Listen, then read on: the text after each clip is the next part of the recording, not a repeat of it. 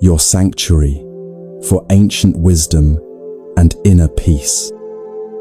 Over the next 3 hours, you'll embark on a transformative journey through timeless Buddhist teachings that have guided seekers for over 2,500 years. These aren't just stories, they're keys to unlock profound changes in how you experience life, handle challenges, and find lasting peace within yourself. Whether you're seeking better sleep, stress relief, or deeper meaning, these ancient tales speak directly to the modern heart. Each story carries medicine for the soul, wisdom that transforms ordinary moments into opportunities for growth. So find your most comfortable position, close your eyes if you wish, and let these gentle teachings wash over you like moonlight on still water. The impossible choice.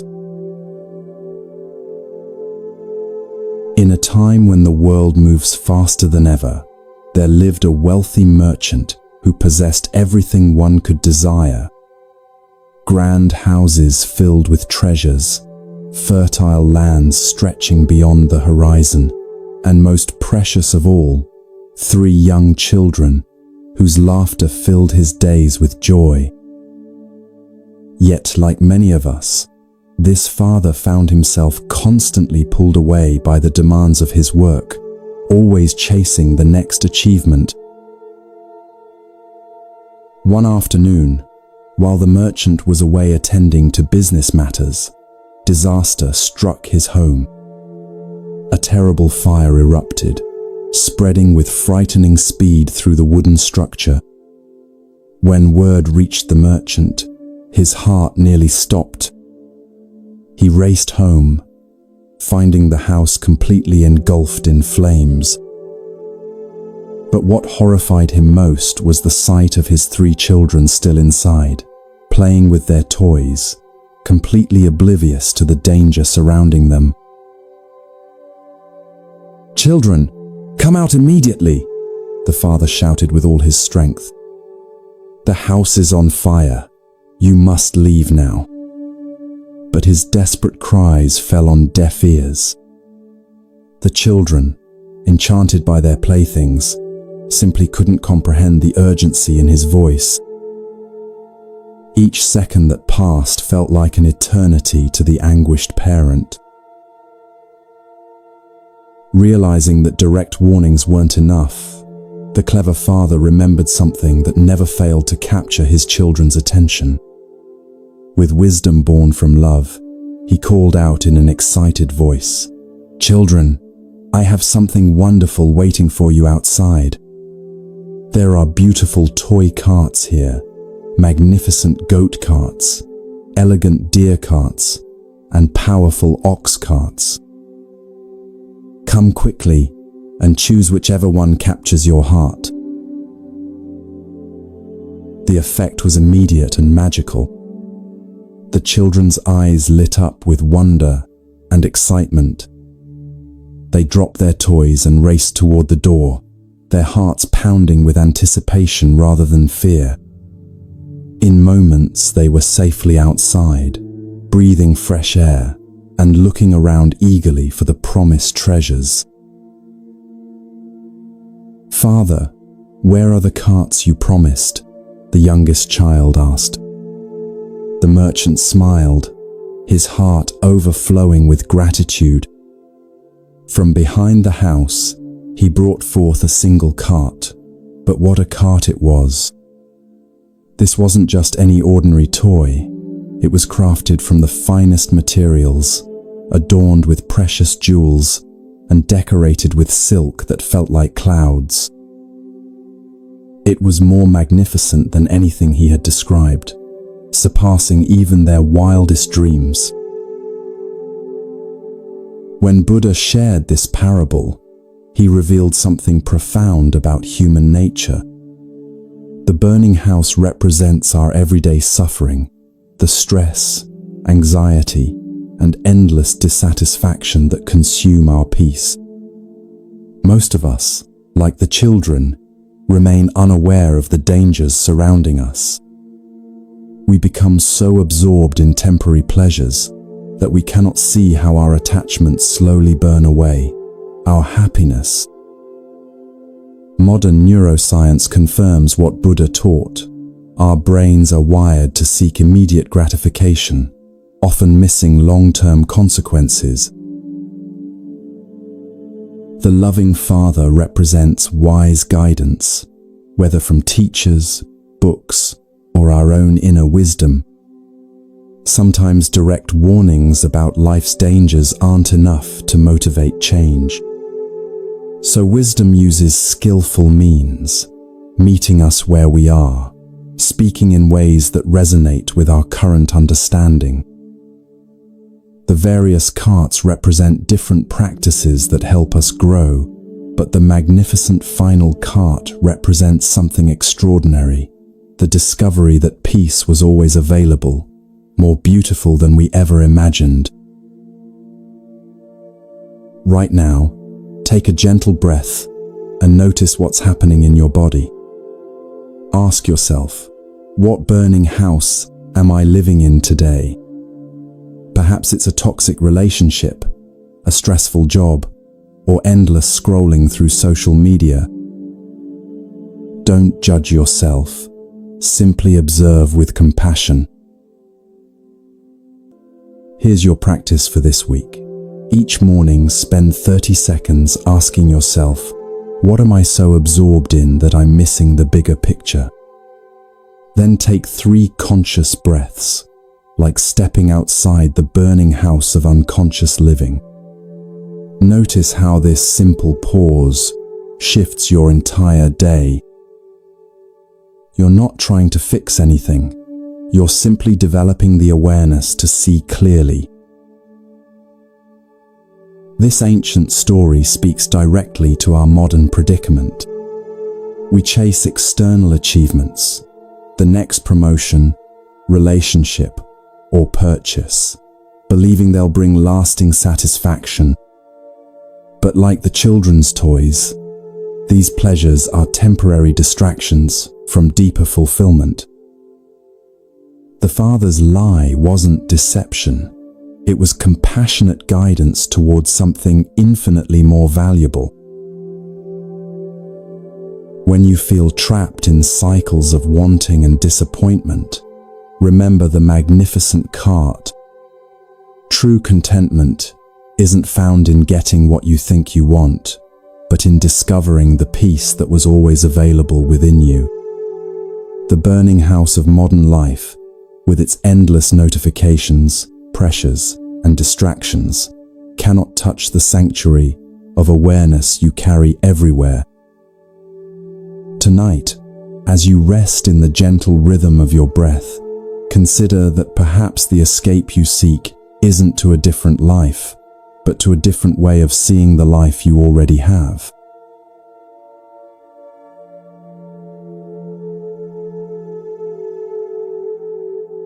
The sound that changed everything. In a tranquil monastery, nestled among whispering bamboo groves, there lived a young monk whose heart burned with frustration. Day after day, he watched his fellow brothers in their spiritual practices, and instead of finding peace, he found himself consumed by irritation. Some monks moved too slowly during walking meditation, others chanted off-key during evening prayers, and still others seemed to lack the dedication he believed was necessary for true enlightenment. His mind had become a battlefield where judgment and anger waged constant war against his desire for inner peace. This wasn't a casual spiritual seeker. This young monk had entered the monastery with the purest intentions, genuinely wanting to become enlightened. Yet here he was, more agitated than ever, caught in a web of expectations and disappointments that seemed to tighten with each passing day. The very people who were supposed to be his spiritual companions had become sources of endless annoyance. One particularly difficult evening, after a meditation session where his mind had been anything but quiet, the young monk could contain his frustration no longer. He approached Buddha, who was sitting peacefully beneath an ancient Bodhi tree. The moonlight filtered through the leaves, creating patterns of light and shadow that danced across the master's serene face. Even in the presence of such profound tranquility, the young monk's agitation was palpable. "Master," he began, his voice tight with barely controlled emotion, "I don't understand what's happening to me. I came here seeking peace, yet I find myself constantly irritated by my fellow monks. Their laziness disturbs me, their lack of focus frustrates me, and their casual attitude toward practice makes my blood boil. How can I cultivate patience when everything around me seems designed to test my limits?" Buddha listened with the complete attention that only true compassion can provide. His eyes held no judgment, no impatience with this familiar human struggle. When the young monk finished speaking, Buddha smiled gently and gestured for him to sit. "Let me share with you a story about two monks who lived right here in this very bamboo grove. The first monk was earnest and dedicated, much like yourself. He rose before dawn for meditation, studied the teachings with intense focus, and approached every aspect of spiritual practice with unwavering determination. His intentions were pure, his effort genuine, yet he struggled constantly with frustration toward those who didn't match his level of commitment. The second monk was naturally calm and patient, understanding something profound about the nature of practice that his companion had not yet grasped. One windy evening, a powerful storm swept through the bamboo grove. The wind howled through the trees, causing the bamboo stalks to creak and sway dramatically. The rustling leaves created a constant, loud symphony that made traditional meditation seem nearly impossible. For the impatient monk, this was the final straw in what had already been a challenging day. He sat in his meditation posture, but instead of finding stillness, he found only agitation. Every rustle of the bamboo leaves felt like a personal attack on his practice. Every creak of the swaying stalks seemed to mock his efforts to find inner quiet. His jaw clenched, his shoulders tensed, and his mind filled with angry thoughts about how unfair it was that nature itself seemed to conspire against his spiritual progress. Finally, unable to bear it any longer, he stood up in frustration. "This is impossible," he declared to his companion. "How can anyone meditate with all this noise? The wind is too strong, the bamboo too loud. I'm going to find somewhere quieter to practice. This grove has become completely unsuitable for serious meditation." The patient monk, who had been sitting in perfect stillness throughout the storm, opened his eyes, slowly. His face showed no trace of the agitation that consumed his friend. Instead, there was a gentle smile playing at the corners of his mouth, the expression of someone who had just discovered something beautiful. When he spoke, his voice was as calm as still water. "My friend," he said softly, "I hear the same wind you hear, the same rustling bamboo. But I've learnt something important. We don't control the wind. We can't command the bamboo to be silent. What we can control is our response to what we cannot change." The sound becomes a disturbance only when I decide to let it disturb me. Listen more carefully, he continued, his words flowing like honey. The bamboo doesn't fight the wind. It bends and sways, dancing with the storm rather than resisting it. In its flexibility, it finds strength. In its acceptance of the wind's power, it discovers grace.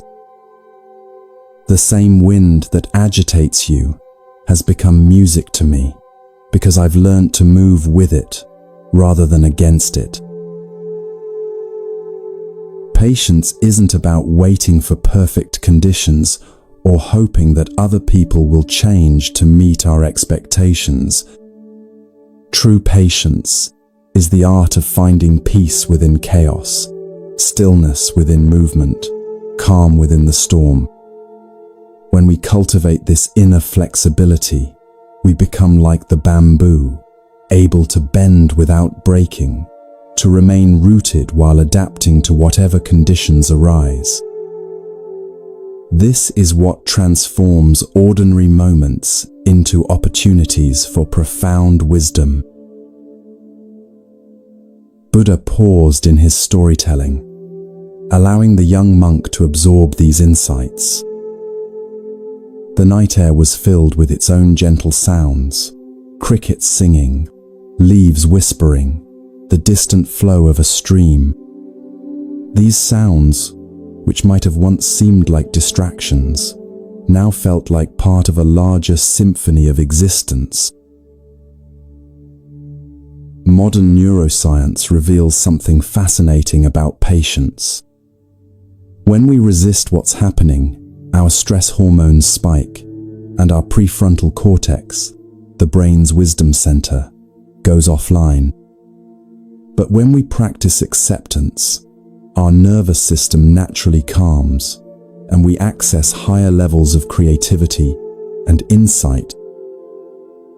The bamboo teaches us what researchers now call cognitive flexibility, the ability to adapt our thinking when circumstances change. Right now, as you listen to these words, notice any sounds around you. Perhaps there's traffic outside, someone moving in another room, or the hum of electronics. Instead of trying to block these sounds out, can you welcome them as part of this moment? Feel how this simple shift from resistance to acceptance changes your entire experience. Here's your bamboo practice for the coming week.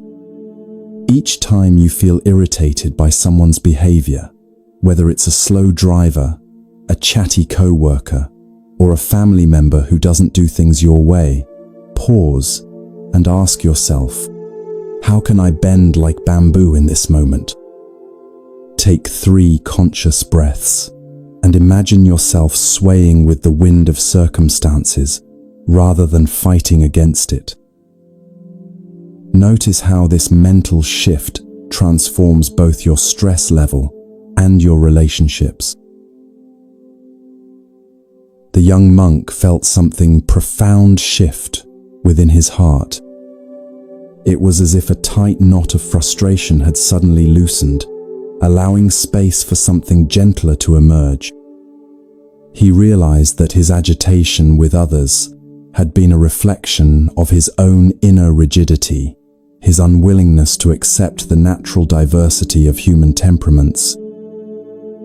In demanding that others conform to his expectations, he had created his own suffering. From that night forward, the young monk approached his practice with completely different energy. When a fellow monk moved slowly, he saw an opportunity to practice patience. When someone chanted off-key, he heard a chance to find harmony within discord. When others seemed less dedicated, he discovered that true dedication meant accepting people exactly as they were, while continuing his own sincere practice. He had learned to bend like bamboo, finding strength in flexibility and peace in acceptance. This ancient wisdom speaks powerfully to our hyper-connected world. We're constantly surrounded by people who don't share our values, work at our pace, or see things our way. Social media amplifies every difference of opinion. Traffic tests our patience daily, and even our loved ones can trigger our need for control. But what if, like the bamboo, we could learn to bend rather than break? True patience isn't passive resignation or weak acceptance of harmful behavior. It's the courageous choice to remain centered and peaceful while responding wisely to whatever life presents. It's understanding that our inner state doesn't have to be dictated by external circumstances. When we cultivate this bamboo-like flexibility, we discover that patience itself becomes a source of strength, allowing us to navigate life's storms with grace and wisdom. Tonight, as you rest in the gentle rhythm of your breath, consider where in your life you might be fighting against winds you cannot control. What would it feel like to bend instead of breaking, to flow instead of resisting? Perhaps, like the bamboo in the grove, you too can find your own way of dancing with life's inevitable challenges, discovering that true strength often lies not in rigid resistance, but in graceful adaptability.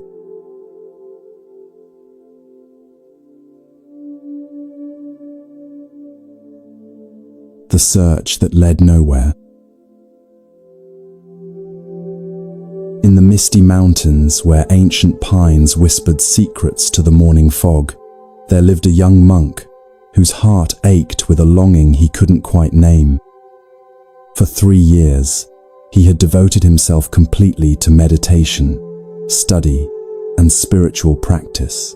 Yet despite his unwavering dedication, he felt as though he were chasing shadows. Each day seemed to take him further from the enlightenment he sought so desperately. This wasn't a casual spiritual seeker.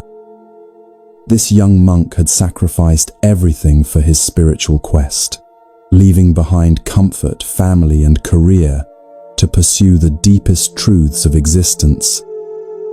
His commitment was absolute, his effort genuine, yet he found himself trapped in a cycle of striving that generated more frustration than peace. The harder he tried, the more elusive his goal became. One crisp autumn morning, when his frustration had reached a breaking point, the young monk approached his master with trembling hands. "Master," he began, his words tumbling out in anguish, "I've been practicing for years with complete dedication.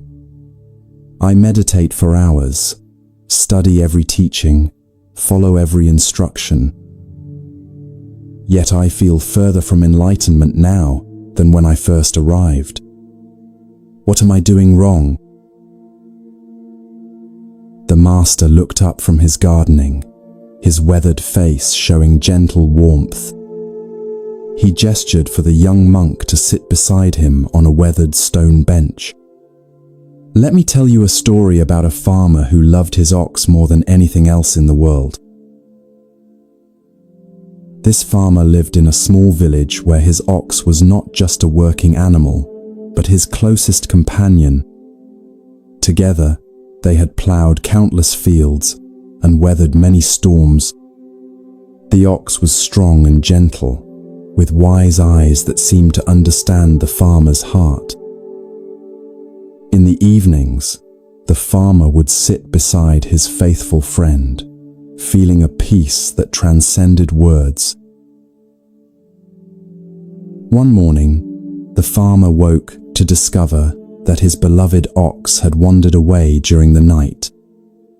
His heart filled with panic and grief, for without his ox, he felt incomplete, as though a part of his very soul had disappeared. He couldn't imagine life without his faithful companion. Immediately, the farmer began searching with desperate intensity. He called the ox's name until his voice grew hoarse, combed through nearby fields until his feet were bleeding.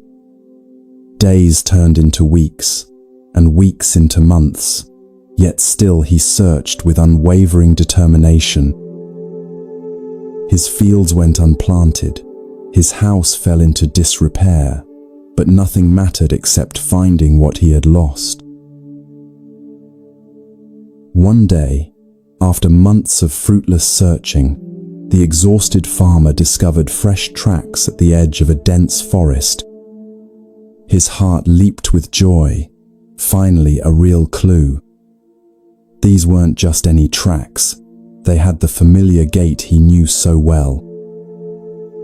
With trembling excitement, he began following the trail deeper into the forest. The journey was arduous. The tracks led him through thick underbrush, across rushing streams, and up steep mountainsides. Sometimes the trail was clear, other times it disappeared, forcing him to search carefully among rocks and fallen leaves. Yet he persevered, driven by certainty that each step brought him closer to his lost companion. Finally, after following the trail for many days, the farmer emerged into a beautiful mountain meadow. There, grazing peacefully in the afternoon sunlight, was his ox.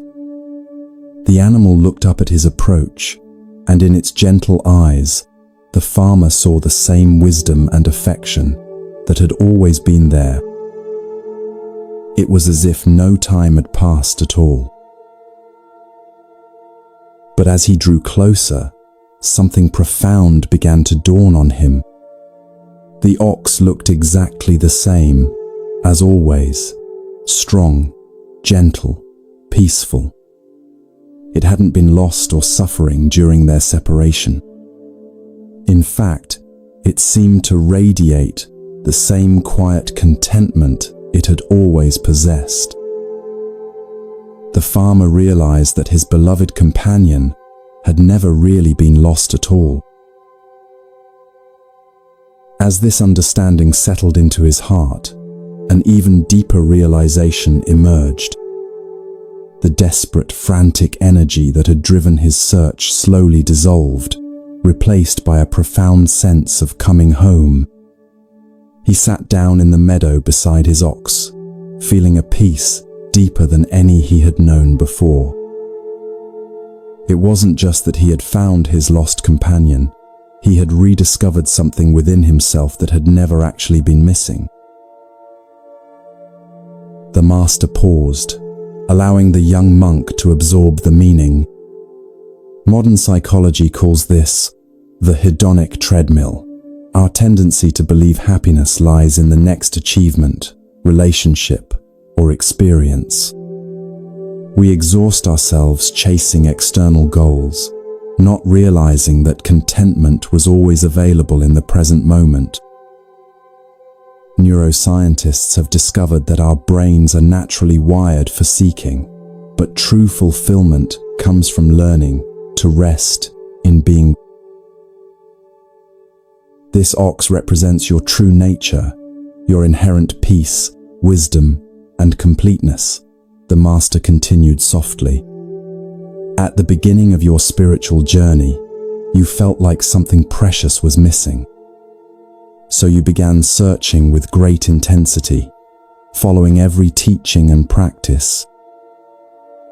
But what if nothing was ever actually missing? Right now, take a moment to notice your breathing. You're not making it happen, it's simply occurring naturally. This is what your essential peace is like, always present, always available, requiring no effort to maintain. The searching mind believes it must achieve something, but awareness itself is already complete. Here's your ox practice for this week. Each morning, before you begin any spiritual practice or self-improvement activity, spend 60 seconds simply being present. Don't try to achieve anything or become anyone different. Just rest in the awareness that's reading these words right now. Notice how this simple recognition of what's already here changes your entire approach to the day. The young monk sat in stunned silence as these words penetrated years of spiritual striving. For the first time, he questioned not just his methods, but his fundamental assumption that enlightenment was something he needed to acquire. What if peace wasn't a destination to reach, but his natural state when he stopped fighting against himself? From that day forward, the young monk's practice transformed completely. Instead of trying to achieve some future state, he learned to rest in the awareness that was already present. His meditations became less effortful and more natural, like settling into a familiar embrace. The desperate seeking had been replaced by grateful recognition. This ancient wisdom challenges our achievement-oriented culture. We're conditioned to believe that happiness requires constant improvement, that peace is something we must earn through effort and discipline. But what if the contentment we seek is as natural and available as our own breathing? What if the spiritual path isn't about becoming someone better, but about recognizing the completeness that was never actually lost? Tonight, as you listen to these words, consider that you don't need to become someone different to find peace. You don't need to perfect yourself or achieve some special state. Perhaps the contentment you seek is already here, as natural as your own heartbeat. Like the ox in the meadow, your essential peace has been waiting patiently for you to stop searching long enough to recognize what was never actually lost.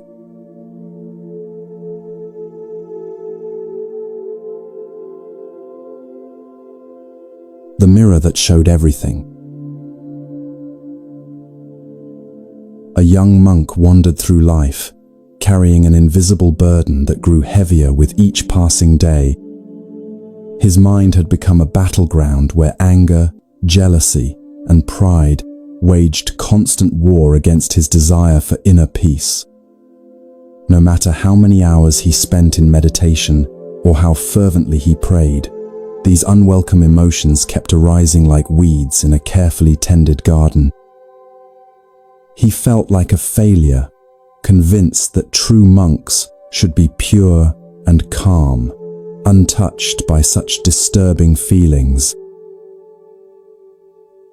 One morning, when his frustration had reached its peak, this troubled seeker approached the Buddha with desperation in his voice. "Master," he confessed, his words heavy with shame, "I find myself constantly distracted by anger, jealousy, and pride. No matter how hard I try to be pure and calm, these emotions keep arising. Why can't I escape from these feelings that seem to poison everything I touch?" The Buddha listened with the complete attention that only true compassion can provide. Without saying a word, he gestured for the monk to follow him. They walked together through ancient forests where sunlight filtered through emerald leaves, creating patterns of light and shadow that danced with each gentle breeze. The silence between them was not uncomfortable, but filled with the promise of understanding. Eventually, they reached a crystal-clear mountain pool where the water was so still it looked like polished glass. The The Buddha instructed the troubled monk to sit by the water's edge, his voice gentle but purposeful. "Look into the water," the Buddha said simply. "Tell me what you see." The monk leaned over the pristine surface and immediately saw his own reflection staring back at him. Every detail was perfectly clear: his worried expression, the tension in his shoulders, even the doubt that clouded his eyes. "I see myself, Master," he replied, though he wondered what significance this simple observation could possibly hold. "Good," the Buddha said, with a knowing smile. "Now reach into the water and stir it with your hand. Move it vigorously, as if you're trying to chase away what you see there." The monk did as instructed, plunging his hand into the cool water and swirling it with increasing intensity. The previously mirror-like surface erupted into chaos. Ripples spread in every direction. The water became cloudy with disturbed sediment, and his reflection completely disappeared. Where once there had been clarity, now there was only turbulent confusion. The harder he stirred, the more distorted everything became. "What do you see now?" the Buddha asked, his voice carrying a depth of understanding that seemed to penetrate the monk's very soul. "I see nothing clearly," the monk replied, frustrated by the obvious futility of his efforts. "My reflection is gone because the water is too disturbed. Everything is cloudy and chaotic. The more I try to change what I see, the worse it becomes." The Buddha nodded with gentle approval. "Now remove your hand and simply wait," he instructed. "Do nothing but observe what happens naturally." The monk withdrew his hand and sat in stillness, watching the water with growing fascination. Gradually, almost imperceptibly at first, the violent ripples began to subside. The cloudy sediment slowly settled to the bottom, and the chaotic movement transformed into gentle, ever smaller circles. As minutes passed in peaceful silence, the water returned to its original mirror-like state, reflecting his face once again with perfect clarity. But something had changed in those moments of watching. The reflection that now appeared seemed somehow different, not in its physical features, but in its quality. The worry lines had softened, the tension had eased, and there was a new depth of understanding in the eyes that looked back at him. It was as if the simple act of patient waiting had revealed something that had been there all along. Modern neuroscience reveals something remarkable about emotional regulation. When we fight against difficult emotions, our amygdala, the brain's alarm system, becomes hyperactive, flooding our system with stress chemicals.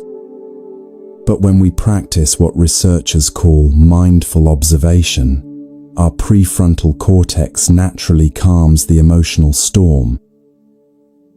It's like allowing muddy water to settle. The clarity was always there, hidden beneath the turbulence. The mind is exactly like this pool of water, the Buddha explained with infinite gentleness. When it is calm and still, it reflects reality with perfect clarity. You can see yourself and your circumstances as they truly are, without distortion or confusion.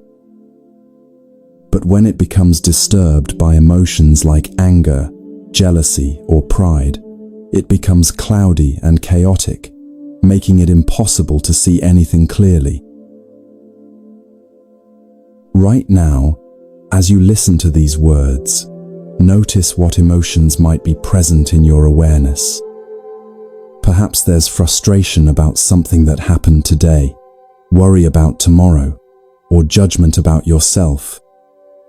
Instead of trying to push these feelings away, can you simply observe them like ripples on the surface of a pond?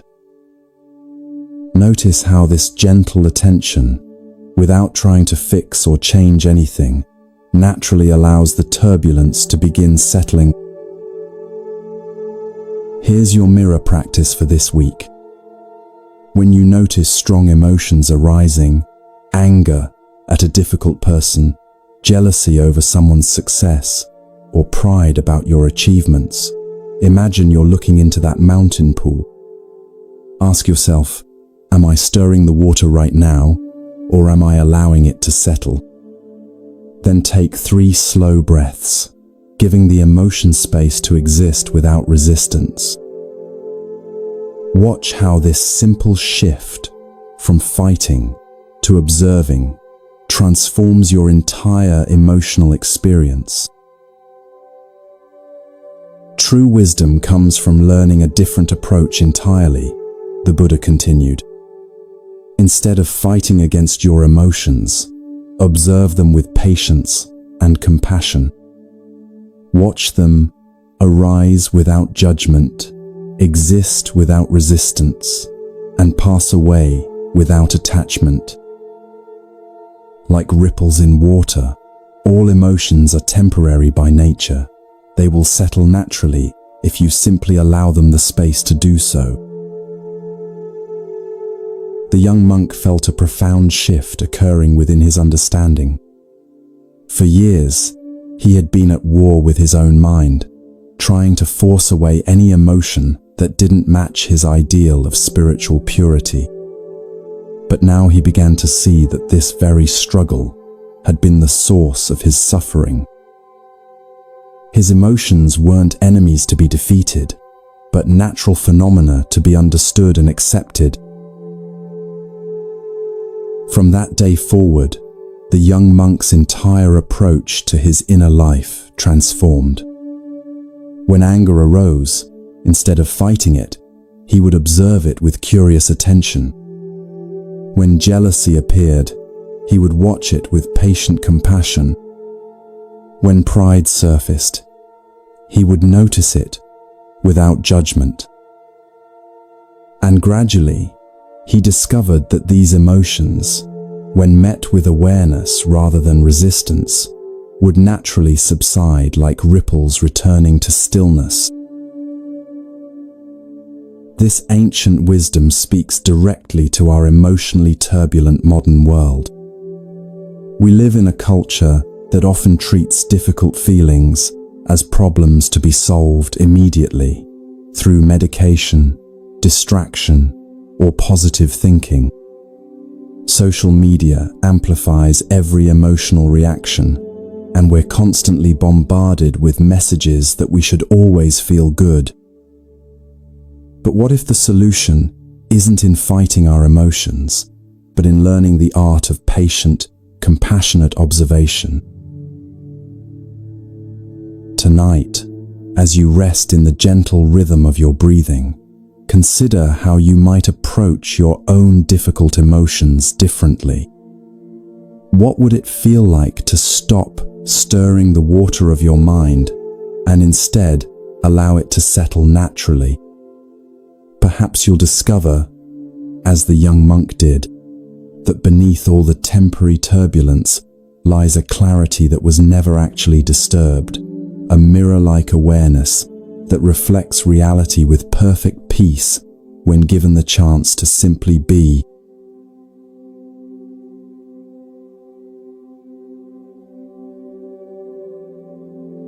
The sweetest poison. A devoted disciple approached Buddha one evening, his face etched with confusion and inner turmoil. For months, he had been wrestling with a question that kept him awake at night, disturbing his peace and clouding his understanding. "Master," he said, bowing respectfully, I don't understand something fundamental about your teachings. You speak of letting go of attachments, yet life offers us so many beautiful experiences: love, success, delicious food, comfortable homes. Are you saying we should avoid all pleasures and live like hermits?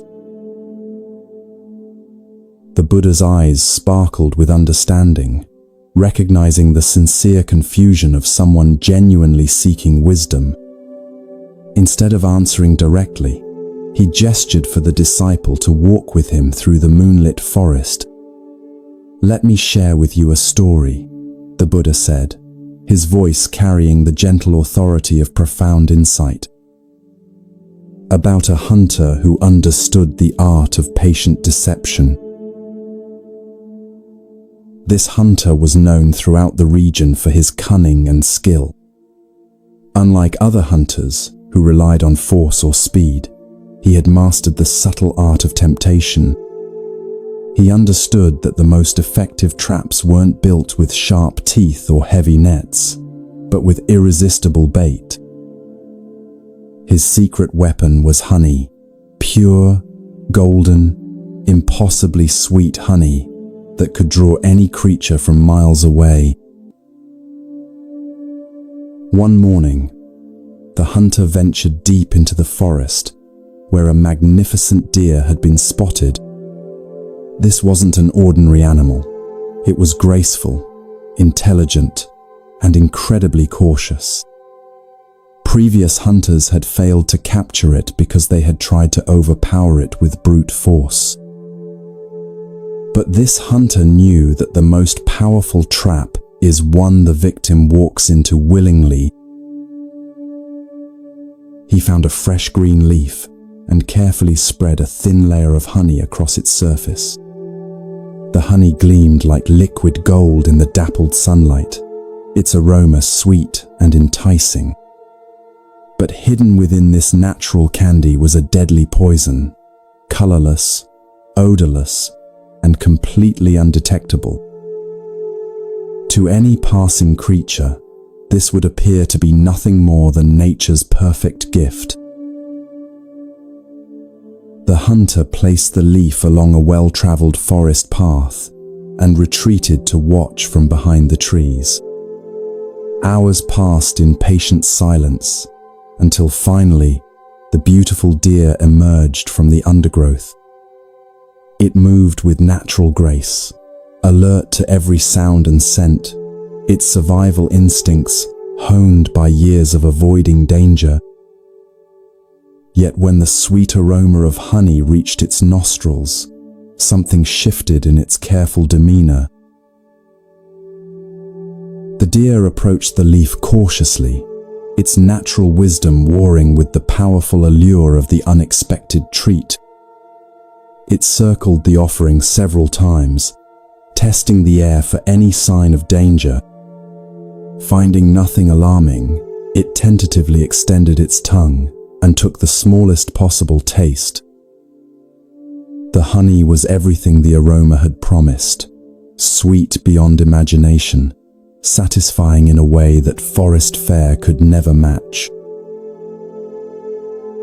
Overcome by the exquisite flavor, the deer abandoned its caution and consumed the entire leaf. For a brief, glorious moment, it experienced pure bliss. But within minutes, the hidden poison began its deadly work. The magnificent creature collapsed, its life ending not through violence or struggle, but through the very pleasure it had sought. The Buddha paused in his story, allowing the weight of the metaphor to settle into his disciples' understanding. Modern psychology calls this hedonic adaptation, our tendency to quickly return to baseline happiness despite positive experiences. Neuroscience reveals that pleasure-seeking actually rewires our brains, requiring ever-increasing stimulation to achieve the same satisfaction. What begins as innocent enjoyment can gradually become a prison of endless craving. This honey represents the pleasures of the world, the Buddha explained gently. They appear sweet and satisfying, promising happiness and fulfillment. Many of these experiences are genuinely beautiful. There's nothing inherently wrong with love, success, or comfort. But hidden within attachment to these pleasures is a subtle poison that slowly destroys our peace. Right now, think of something you really enjoy. Perhaps your morning coffee, checking social media, or buying something new. Notice how the anticipation feels almost better than the actual experience. Then observe what happens after the pleasure fades. Do you feel satisfied, or do you immediately begin craving the next hit of that same pleasure? Here's your honey practice for this week. When you're about to indulge in something pleasurable, whether it's food, entertainment, shopping, or even compliments from others, pause and ask yourself, am I enjoying this mindfully, or am I seeking it compulsively? Then engage with the experience fully present, but without attachment to having it continue or repeat. Notice how this awareness transforms pleasure from a trap into genuine appreciation. The wise person, Buddha continued, enjoys life's sweetness without clinging to it. When we experience pleasure without attachment, we can appreciate it fully and let it go without regret or longing. But if we become addicted to that pleasure, it becomes like the poison hidden in honey, slowly destroying our ability to find contentment in simple moments. The trap isn't the pleasure itself, but our desperate need for it to continue forever. The disciple nodded slowly, beginning to understand the subtle distinction. So, you're not asking us to avoid all pleasure, but to enjoy it without becoming enslaved by it. Exactly, the Buddha replied with a warm smile. Practice moderation and mindfulness. When you eat, taste fully but don't gorge. When you love, give completely but don't possess. When you succeed, celebrate genuinely, but don't let it define you. Remember that true happiness isn't found in accumulating pleasures, but in the wisdom to enjoy life's gifts without being trapped by them. This ancient teaching speaks powerfully to our pleasure-saturated culture. We're surrounded by increasingly sophisticated forms of honey, social media designed to be addictive, consumer goods, promising happiness, entertainment that demands our constant attention. Each offers genuine pleasure, but hidden within is the poison of endless craving. We find ourselves needing more likes, more purchases, more stimulation just to feel normal. The path forward isn't to reject all pleasure and live in deprivation. Instead, it's learning to engage with life's sweetness while maintaining our inner freedom. When we practice mindful enjoyment, we discover that even simple pleasures, a moment of silence, a deep breath, genuine human connection, can provide more lasting satisfaction than any external indulgence. We become like the wise deer that can appreciate the forest's natural sweetness without falling victim to artificial temptations. Tonight, as you settle into rest, consider what forms of honey might be affecting your peace. Notice without judgment where you might be seeking happiness in external pleasures rather than cultivating it from within. Perhaps you'll discover that true contentment comes not from avoiding life's sweetness, but from learning to taste it fully without being poisoned by attachment. In this balance between enjoyment and freedom, you'll find a peace that no external pleasure could ever provide.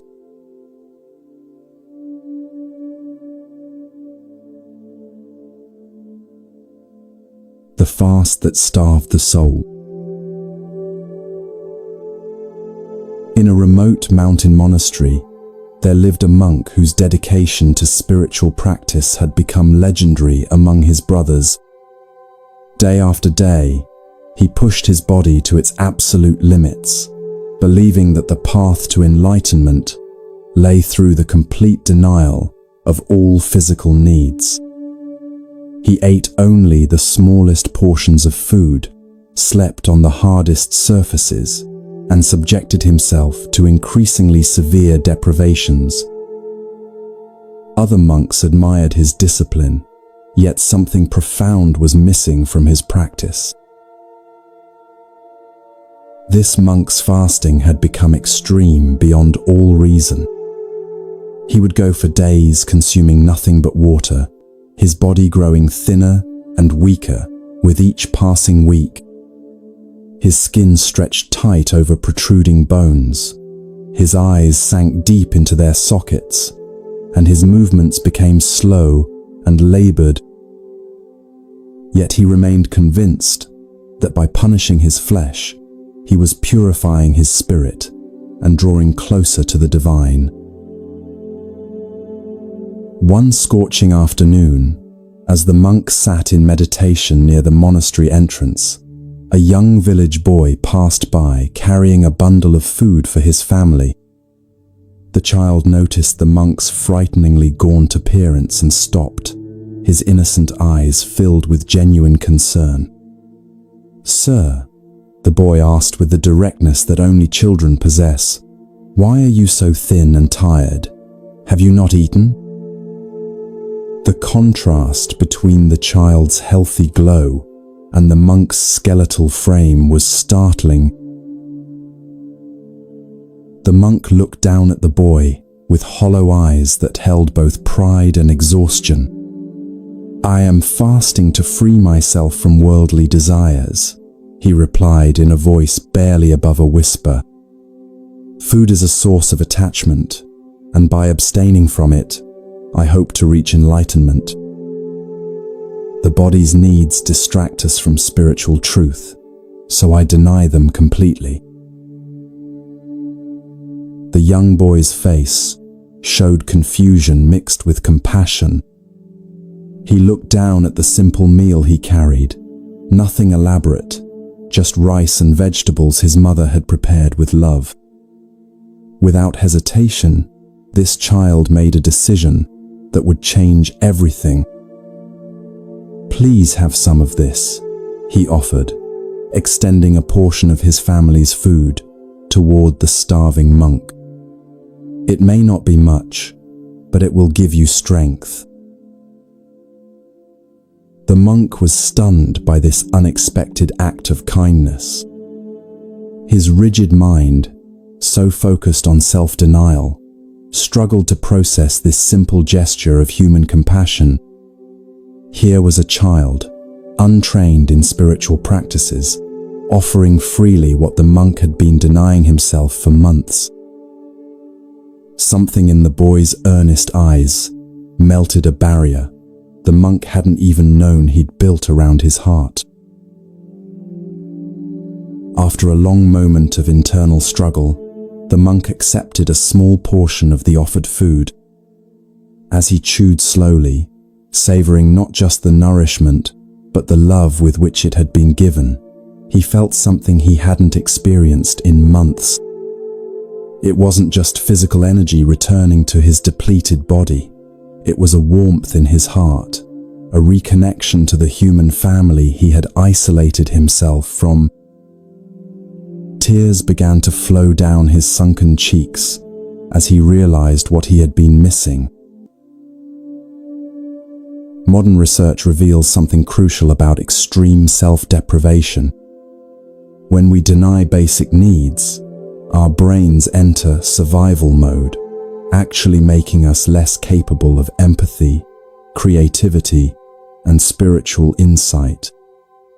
Studies show that moderate self-care enhances our ability to serve others, while extreme asceticism often leads to spiritual pride and isolation. The middle way between indulgence and deprivation creates the optimal conditions for both physical health and spiritual growth. That evening, the monk sought out the Buddha to share his profound realization. "Master," he said, his voice stronger now after accepting nourishment, "I thought I was advancing spiritually by denying my body completely. But today a child showed me something I had forgotten, the importance of compassion, both for others and for myself. Have I been pursuing the wrong path all this time?" The Buddha listened with infinite patience, then smiled with the warmth of someone who had anticipated this moment. "Tell me," he said gently, "if a bird tried to fly with only one wing, how far would it travel?" The monk pondered this simple question. "It couldn't fly at all, Master.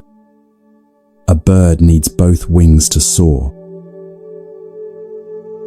"Exactly," the Buddha replied. "The spiritual path requires two wings, wisdom and compassion. Discipline without kindness leads to rigidity and pride. Compassion without discipline can lead to indulgence and weakness. But when both are balanced, you can truly soar toward enlightenment." Right now, consider your own relationship with self-care. Are you pushing yourself too hard in some area, believing that suffering equals progress? Or perhaps you're being too lenient, avoiding necessary growth challenges. Notice how either extreme, harsh self-punishment or complete indulgence actually impedes genuine transformation. Here's your balance practice for this week. Each day, ask yourself, am I treating myself with the same kindness I would show a dear friend? When you notice harsh self-criticism or extreme self-denial, pause and consider what genuine self-compassion would look like. This might mean eating when hungry, resting when tired, or speaking to yourself with gentleness. Paradoxically, this kindness toward yourself enhances rather than diminishes your spiritual progress. The Buddha continued his teaching with profound simplicity. True spiritual growth happens not through punishment, but through understanding. When you care for your body wisely, you create the foundation for mental clarity. When you practice self-compassion, you develop the capacity for genuine compassion toward others. The goal isn't to transcend your humanity, but to embrace it with wisdom. From that day forward, the monk's practice transformed completely. He continued his meditation and study, but now he also ate regular meals, got adequate rest, and most importantly, opened his heart to connection with others. His spiritual progress actually accelerated rather than slowed down. The other monks noticed that he had become not just disciplined, but truly wise and compassionate. This ancient wisdom challenges our modern extremes. In a culture obsessed with optimization and performance, we often swing between harsh self-discipline and complete self-indulgence. We punish ourselves at the gym, deprive ourselves with extreme diets, or overwork ourselves believing suffering equals success. Yet the most profound transformations come through the middle way, firm but gentle, disciplined but kind. The child in this story represents our natural wisdom, the part of us that knows genuine care from disguised cruelty. Sometimes the most spiritual act isn't denying ourselves basic needs, but accepting help and kindness when offered. True strength comes not from the ability to endure punishment, but from the wisdom to know when to persist and when to be gentle. Tonight, as you prepare for rest, consider how you might treat yourself with the balanced care that allows both growth and compassion to flourish together.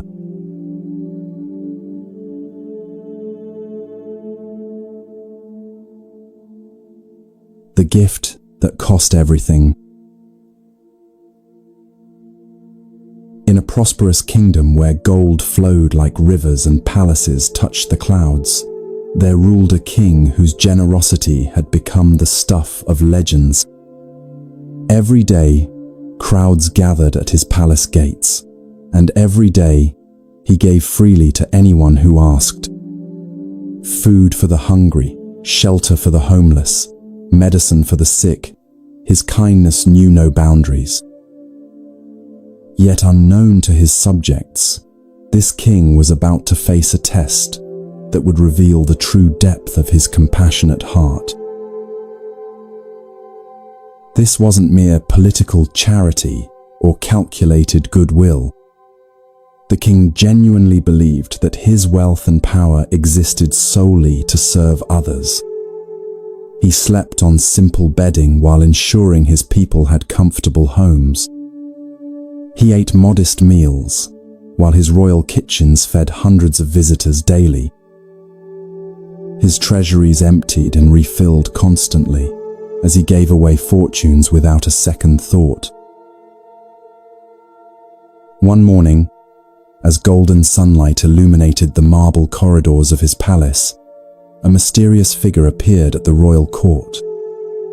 The stranger was dressed in the humble robes of a wandering beggar, but his eyes held an intensity that seemed to pierce through facades and pretenses. This was actually a renowned sage who had heard tales of the king's generosity and had come to discover whether it was genuine or merely for show. He approached the throne with slow, deliberate steps. "Great king," the disguised sage began, his voice carrying both respect and challenge, "your reputation for boundless generosity has reached even the remotest corners of the land. People speak of your kindness as though it were limitless. But I must ask you directly, is there truly nothing you would not give if someone asked for it?" The king looked down at this humble visitor with eyes that held no arrogance, only sincere conviction. "I would give anything within my power to give," he replied without hesitation. "I hold nothing back if it serves the greater good. My wealth, my kingdom, even my comfort, all of it exists to help others. What is a king if not a servant of his people?" The sage's eyes narrowed slightly as he prepared to test the very foundations of this claim. "Your words are beautiful, noble king," he said slowly, "but words are easy when they cost nothing. If your generosity is truly boundless, then prove it. I ask for your most precious possession, your life itself. Will you give that to me?" A profound silence fell over the royal court. Courtiers gasped, guards tensed, and advisors exchanged worried glances. This was no longer a simple request for charity. This was a demand that challenged the very nature of existence. Yet the king's response came without a moment's hesitation, his voice steady and clear. If my death would serve a greater purpose and help others, then yes, I would gladly surrender my life, the king declared. What value does my existence have if it cannot benefit those who need help? I am no more valuable than any of my subjects. If giving my life would somehow serve the greater good, then it is yours to take. Modern psychology reveals something fascinating about extreme altruism. Studies show that people who are willing to sacrifice for others actually experience greater life, satisfaction, and mental health. This phenomenon, called helper's high, occurs because acts of selfless giving activate the same brain regions associated with receiving rewards. True generosity creates a positive feedback loop that enhances rather than diminishes our own well-being. The sage was astounded by the king's unwavering sincerity. This wasn't bravado or political posturing. It was the genuine response of someone who had transcended the normal boundaries of self-interest. But he pressed further, needing to test whether this was momentary courage or deep conviction. Then prove your words with action, the sage demanded. Prepare yourself for death right now. Without flinching, the king rose from his throne and called for a ceremonial blade. As word spread through the palace, his subjects came running, tears streaming down their faces. "Please, Your Majesty," they pleaded, "don't leave us. We need your guidance, your protection, your wisdom. How can you abandon those who depend on you?" The king looked upon his weeping people with infinite tenderness. "My dear friends," he said, his voice carrying both strength and compassion, "I have lived my entire life in service to you. If my death is now requested and could serve some greater purpose, then it is my honor to give it. True love sometimes requires the ultimate sacrifice." Right now, consider what you hold most precious in your life. Perhaps it's your reputation, your relationships, your dreams, or simply your sense of security. What would it feel like to hold these treasures lightly, willing to release them if it would truly serve others? This doesn't mean being reckless with your life, but examining how attachment to our possessions and identity can limit our capacity for genuine love. Here's your generosity practice for this week.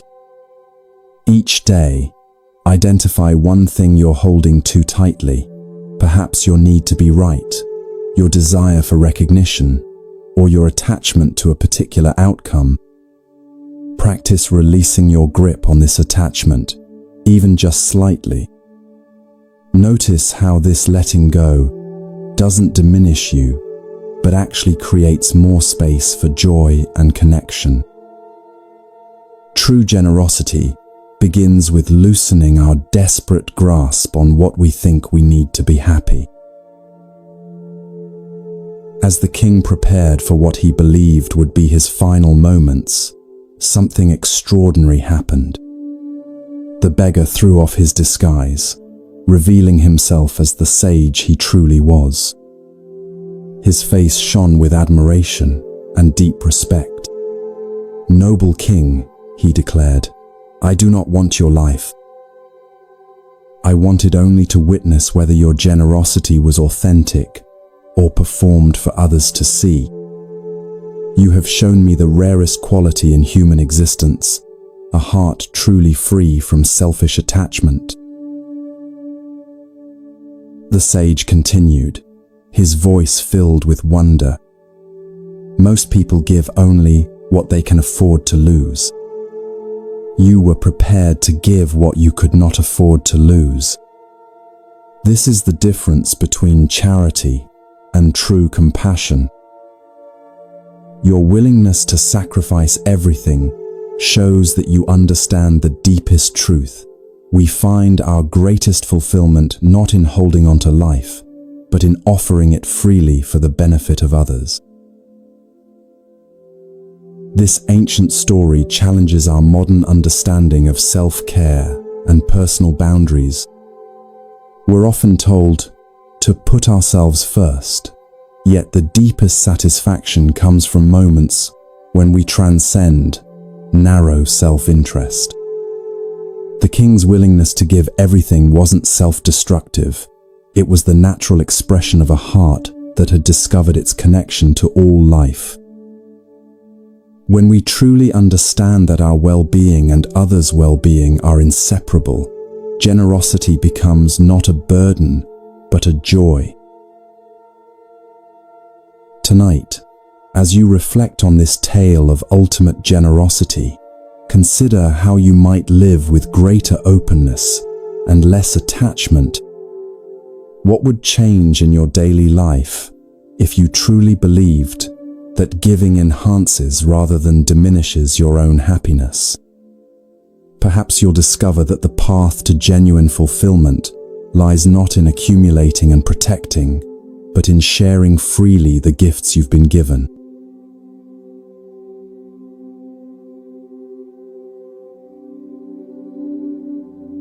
The tree that taught time. Deep in the mountains where mist danced between ancient peaks, a young monk arrived at his monastery burning with impatience. His heart raced with spiritual ambition, his mind churned with questions about enlightenment, and his entire being vibrated with the urgent need to achieve something profound. He had read every sacred text, memorized countless teachings, and practiced meditation with fierce intensity. Yet despite all his efforts, the peace he sought remained frustratingly elusive. Every morning, this eager seeker would approach his master with the same desperate question. "When will I reach enlightenment?" he would ask, his voice tight with barely contained frustration. "I've been practicing for months now with complete dedication. I follow every instruction, attend every teaching session, meditate for hours each day. Why do I still feel so far from understanding?" The wise old abbot watched this young monk struggle with patient understanding. He had seen countless seekers arrive with similar urgency, demanding immediate results from the spiritual path. The modern world had trained them to expect instant gratification, fast food, quick fixes, rapid transformations. But wisdom, the abbot knew, followed an entirely different timeline. One crisp morning, when the young monk's frustration had reached its peak, the abbot invited him to take a walk through the forest surrounding the monastery. They walked in contemplative silence until they reached a massive oak tree that stood like a cathedral pillar against the sky. Its trunk was so wide that 10 people holding hands couldn't encircle it, and its branches spread in all directions, providing shade and shelter to countless creatures. The tree radiated an aura of profound stability and peace. "Do you see this magnificent tree?" the abbot asked, placing his weathered hand against the deeply grooved bark. "Tell me, how long do you think it took to grow to this size and strength?" The young monk studied the enormous oak, taking in its impressive height and breadth.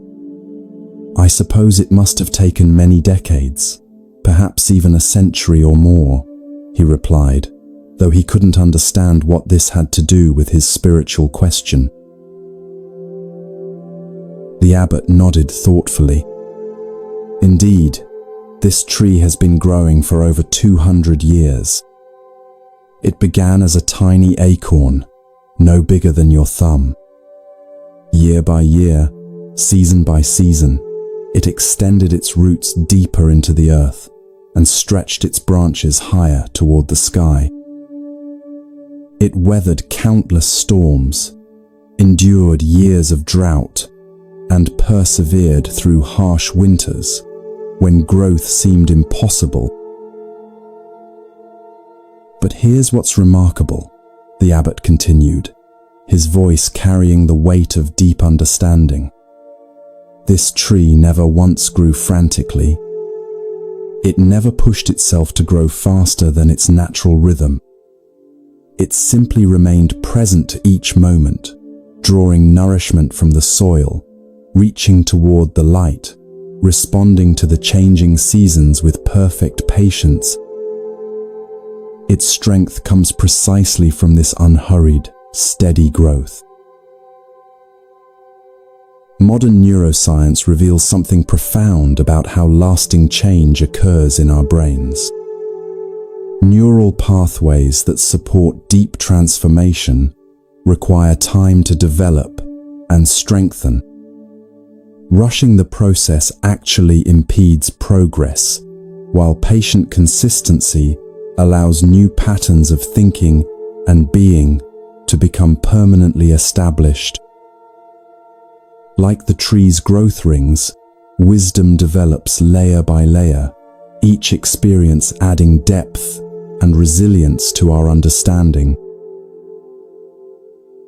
The abbot gestured for the young monk to sit beneath the tree's vast canopy.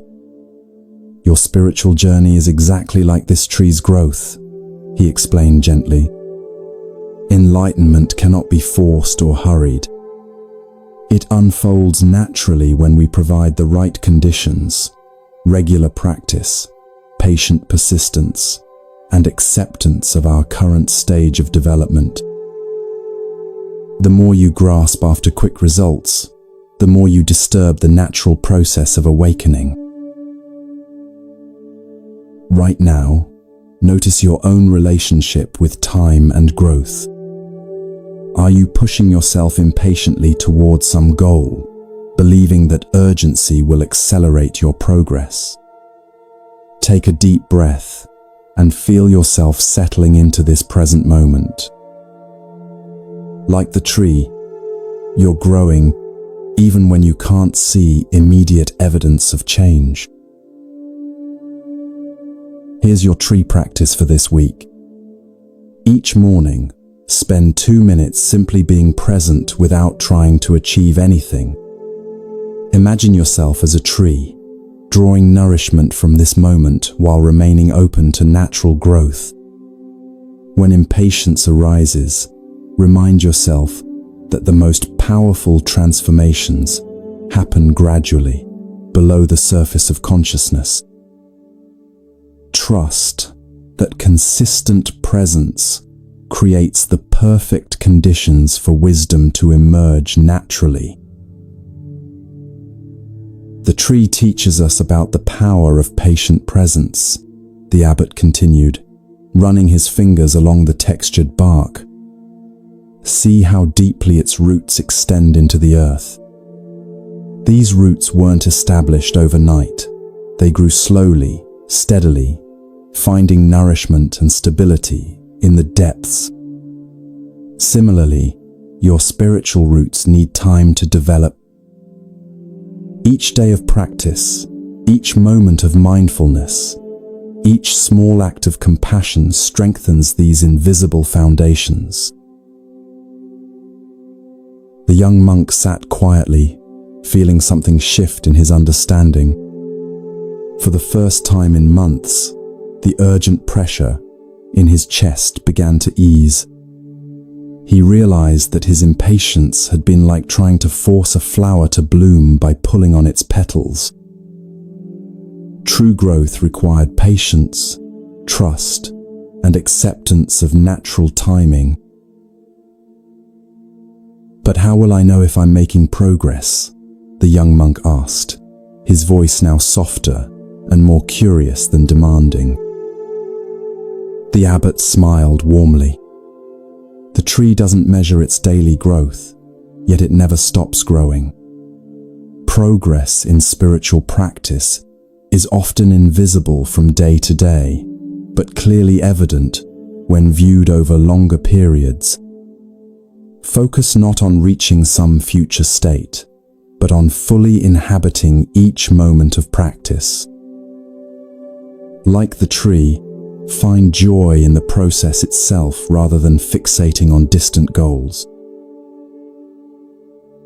From that day forward, the young monk's entire approach to spiritual practice transformed. He continued his meditation and study, but now with the patient persistence of a tree reaching toward light. He stopped demanding immediate enlightenment and began appreciating the subtle beauty of gradual awakening. Paradoxically, this release of urgency allowed his practice to deepen more quickly than ever before. This ancient wisdom speaks directly to our achievement-obsessed culture. We live in a world of instant everything, fast internet, rapid delivery, quick fixes for complex problems. Yet the most meaningful transformations in life follow natural rhythms that cannot be rushed. Whether we're developing relationships, building skills, or growing in wisdom, patience with the process often proves more valuable than intensity of effort. Tonight, as you settle into rest, imagine yourself growing like that mighty oak. Feel your roots extending deeper into wisdom, your branches reaching higher toward understanding. Trust that every moment of sincere practice adds another ring of growth to your developing wisdom. In this patient acceptance of natural timing, you'll discover that the journey itself becomes the destination.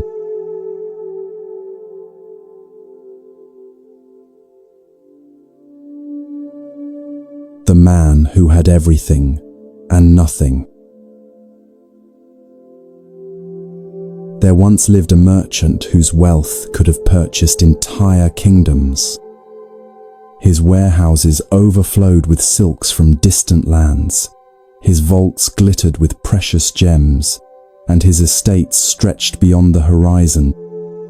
Servants attended to his every need, and nobles competed for invitations to his lavish banquets. Yet despite possessing everything the world considered valuable, this man carried within his chest a hollow ache that no amount of gold could fill. Each morning, the merchant would wake in his silk-draped chamber and feel the familiar emptiness gnawing at his soul. He would walk through rooms filled with priceless artifacts, past gardens where exotic flowers bloomed in perfect rows, and still feel as though something essential was missing. That his meals, prepared by the finest chefs, tasted like ash in his mouth. His entertainment, provided by the most talented performers, felt hollow and meaningless. The wealthy man had heard whispers about a wise monk who possessed an extraordinary understanding of life's mysteries. People spoke of this teacher's ability to help others find genuine peace and happiness. Desperate for answers, the merchant decided to seek out this monk, hoping that perhaps spiritual wisdom could provide what material abundance had failed to deliver. He prepared for the journey with his usual extravagance, loading a caravan with gifts and provisions. When the merchant finally found the monk, he was surprised by what he encountered. The teacher sat peacefully beneath a simple tree, wearing humble robes and possessing nothing but a wooden bowl and a few worn texts. Yet there was something in the monk's presence that the merchant's wealth had never provided, a deep contentment that seemed to radiate from within. This poor man possessed a richness that all the merchant's treasures couldn't match.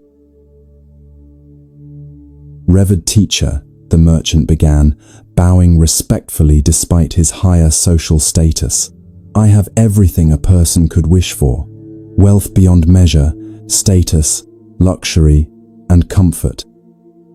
Yet I feel an emptiness that grows stronger each day.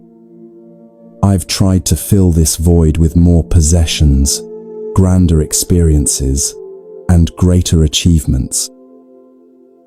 Nothing works. Can you help me understand why I remain so deeply unsatisfied?" The monk listened with complete attention, his eyes reflecting a compassion that seemed to see directly into the merchant's heart. "I can indeed help you," the monk replied with a gentle smile, "but first, I must grant you 3 special wishes. These are not ordinary wishes. They carry the power to transform your understanding completely. Think carefully before you speak, for each wish will teach you something profound about the nature of happiness." The merchant's eyes lit up with excitement. Here was exactly what he'd been seeking: magical solutions to his persistent problems. He pondered for several moments, then made his first wish with complete confidence. "I wish to be free from all my worries and troubles," he declared. "Surely without these burdens, I will finally find peace." The monk closed his eyes in silent meditation, then nodded solemnly. "Your wish is granted," he said softly. "Return home and observe your mind carefully over the coming days." The merchant hurried back to his estate, filled with anticipation. But as days passed, he noticed something puzzling. His mind continued producing the same worried thoughts about business deals, family relationships, and future security. The familiar anxieties still arose whenever he faced challenges or uncertainties. Frustrated and confused, he returned to the monk. "The wish didn't work," the merchant complained. "I still worry about everything: my investments, my reputation, my health. Nothing has changed." Modern neuroscience explains what the merchant was experiencing. Our brains are evolutionarily wired to anticipate problems and seek security.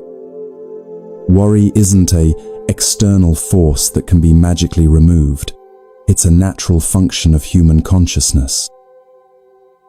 True freedom from worry comes not through elimination, but through changing our relationship with uncertain thoughts. The monk smiled knowingly. Worries don't disappear simply because we wish them away.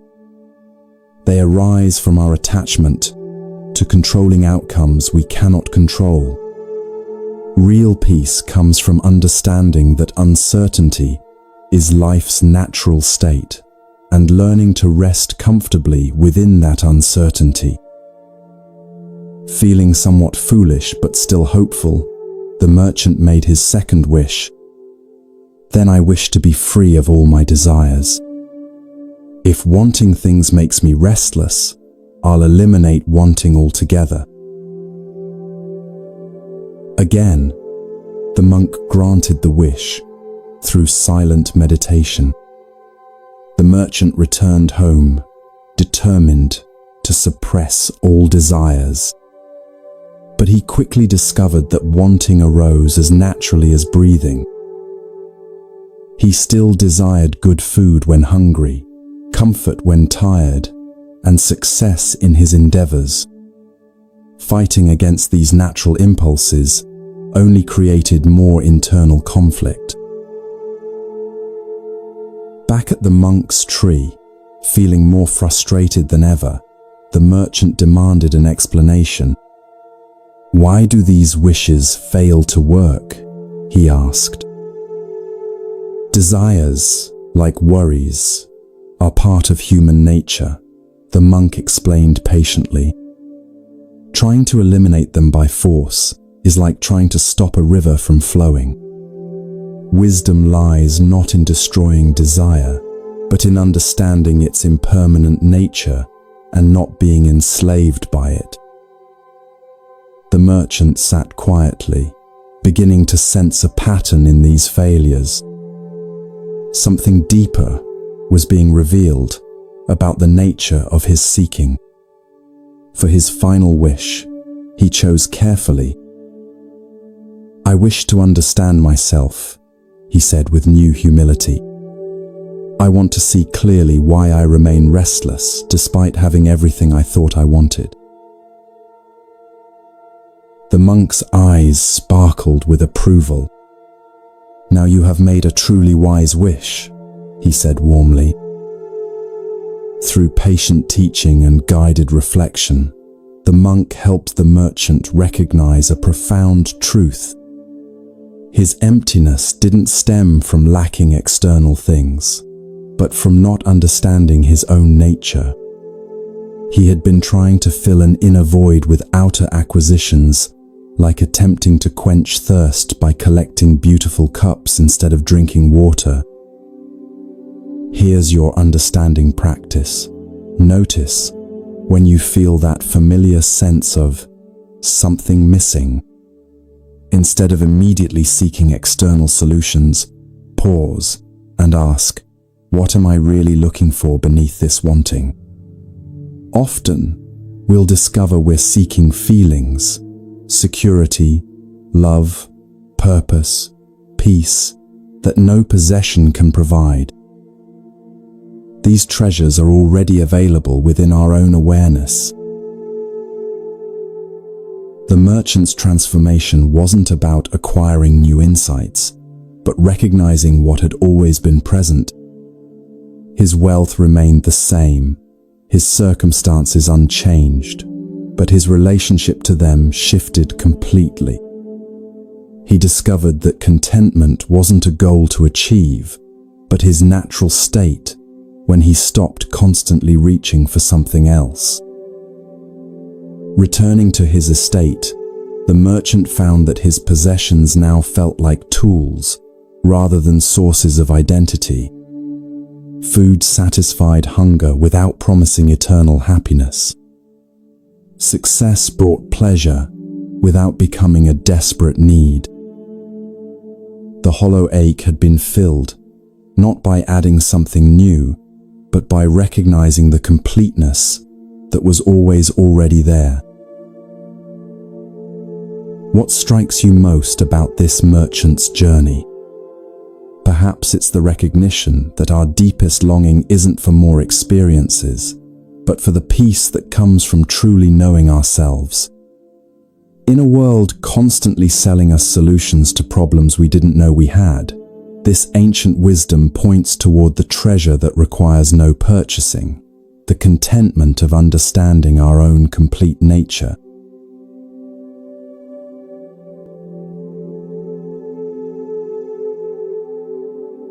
The beggar who owned everything. A man shuffled through the dusty streets of the village, his clothes patched and worn, his bare feet calloused from walking endless miles in search of work. He owned nothing except the threadbare garments on his back and a small clay bowl for collecting food. Other villagers averted their eyes when he passed, as if poverty might be contagious. Yet this beggar was about to receive a lesson that would transform his understanding of wealth forever. Word had spread that the Buddha himself was teaching in a nearby grove, and people from across the region were gathering to hear his wisdom.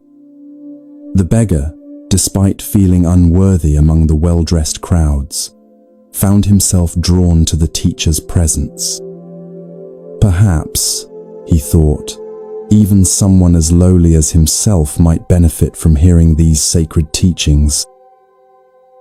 He approached hesitantly, keeping to the edges of the assembled crowd. As the teaching concluded and people began to disperse, the beggar surprised himself by approaching the Buddha directly. His voice trembled with both reverence and desperation as he spoke. "Blessed One, I am the poorest man in this village. I own nothing in this world and struggle daily just to survive. Can you give me something, anything, that might relieve my suffering and help me find some measure of peace?" The Buddha looked at this humble man with eyes that seemed to see far beyond surface appearances. Instead of offering the expected response, perhaps food, money, or simple comfort, the Buddha asked an unexpected question. "Tell me, friend, what do you already possess?" The beggar's face showed genuine confusion. "Nothing, blessed one. I have no land, no money, no home, no possessions of any kind. I am completely empty-handed." He held up his worn palms as if to demonstrate their emptiness. But the Buddha wasn't finished with his inquiry. "Do you have your eyes?" he asked gently. "Well, yes, of course I do," the beggar replied, puzzled by such an obvious question. "And would you trade those eyes for a chest filled with gold?" the Buddha continued. "Think carefully. Someone offers you immense wealth in exchange for your sight. Would you accept such a bargain?"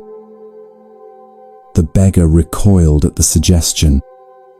"Never," he exclaimed. "Without my eyes, I couldn't see the beauty of sunrise, the faces of kind people, or find my way in the world. No amount of gold could replace the gift of sight." For the first time in the conversation, his voice carried conviction rather than desperation. The Buddha nodded approvingly and continued his gentle questioning. "What about your hands? Would you trade them for a magnificent palace with hundreds of servants?" Again, the beggar shook his head vigorously. "My hands allow me to touch, to work, to express kindness through gesture. They're how I connect with the world around me. I could never give them up, no matter what palace was offered." Something was beginning to shift in his understanding, though he couldn't yet name what it was. "And your legs?" the Buddha asked. "Would you surrender your ability to walk for an entire kingdom to rule?" The beggar found himself laughing, despite his circumstances. What good would ruling a kingdom be if I couldn't walk through it, couldn't move freely, couldn't experience the simple joy of putting one foot in front of the other? His voice grew stronger with each response. "These legs have carried me across countless miles, through good times and bad. They're more valuable than any crown." Modern research reveals something profound about how we perceive wealth. Psychologists have discovered that people consistently undervalue what they already possess, while overestimating the happiness that new acquisitions will bring. This hedonic adaptation blinds us to the extraordinary gifts we experience every moment. The beggar was discovering what scientists now call gratitude intervention, the practice of recognizing existing abundance. The Buddha's expression radiated warmth and understanding. "You see, my friend, you began our conversation claiming to own nothing. Yet in just a few moments, you've identified treasures more valuable than all the gold in royal treasuries. Your eyes are priceless. Your hands are irreplaceable. Your legs are beyond any earthly fortune. How can someone who possesses such riches consider himself poor? The beggar stood in stunned silence as this new perspective settled into his consciousness. For his entire life, he had measured wealth by what he lacked, rather than appreciating what he possessed. He had focused so intently on his empty pockets that he'd never noticed his full body. The realization was both humbling and liberating. But what about my mind? The Buddha continued. Your ability to think, to learn, to feel compassion, to experience wonder. Could any material treasure compare to the consciousness that allows you to understand these very words? The beggar's eyes widened as he grasped the full magnitude of what was being revealed. Here's your wealth recognition practice. Right now, place one hand on your chest and feel your heart beat. This miraculous organ has been working tirelessly to keep you alive since before you were born. Take a conscious breath and appreciate your lungs' automatic function.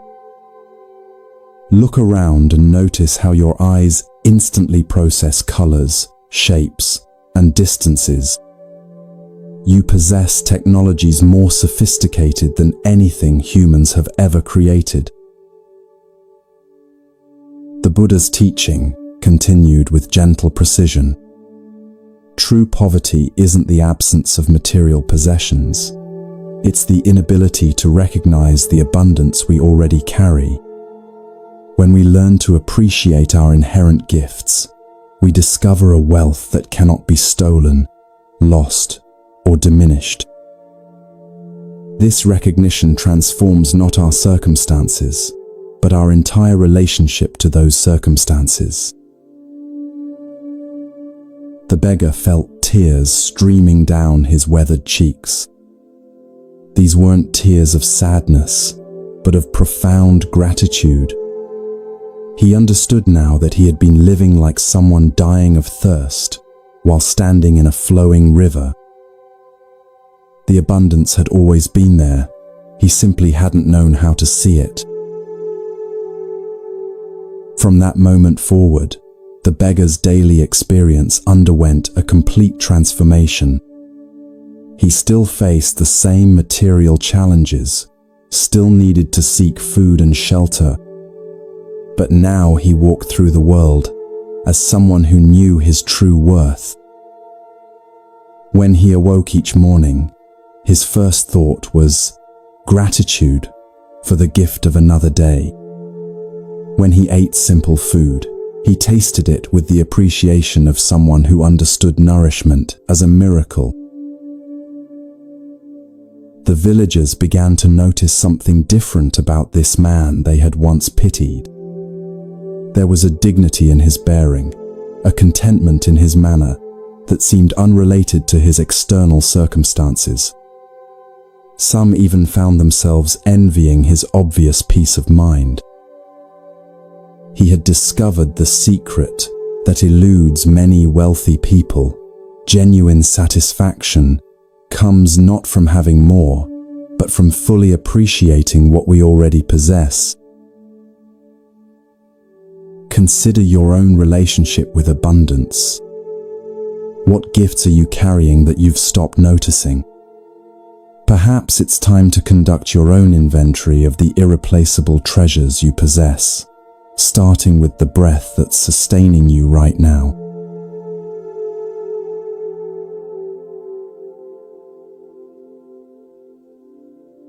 The riddle of 6 truths. In ancient times, a powerful king grew curious about the nature of knowledge itself. He had heard countless debates among scholars, each claiming to possess the ultimate truth about reality. Frustrated by their contradictions, he devised an unusual experiment. The king summoned 6 men who had been blind since birth, men whose other senses had grown extraordinarily sharp in compensation for their lack of sight. Today, the king announced to his assembled court, "We shall discover the true nature of an elephant." He had his servants lead the 6 blind men to different positions around a magnificent elephant that stood patiently in the palace courtyard. Each man was instructed to explore the creature thoroughly and then describe exactly what an elephant was. The king settled back on his throne, eager to witness what would unfold. The first blind man found himself positioned beside the elephant's massive flank. He pressed his hands against the warm, rough surface and explored its vast expanse. After several minutes of careful examination, he declared with absolute confidence, "An elephant is exactly like a wall. It's enormous, sturdy, and immovable. I have felt every inch of this creature, and there can be no doubt about its true nature." The second man, who had been exploring the elephant's long, curved tusk, immediately protested. "You're completely wrong," he exclaimed. "An elephant is nothing like a wall. It's smooth, hard, and pointed like a great spear. I've examined this beast thoroughly, and anyone with functioning hands can feel that it's clearly a weapon designed for battle." Meanwhile, the third blind man had discovered the elephant's trunk. He marveled at its flexibility, its ability to move in all directions, and its incredible strength. "Both of you are mistaken," he announced firmly. "An elephant is obviously a large, powerful snake. It's long, flexible, and incredibly strong. I can feel it moving and coiling.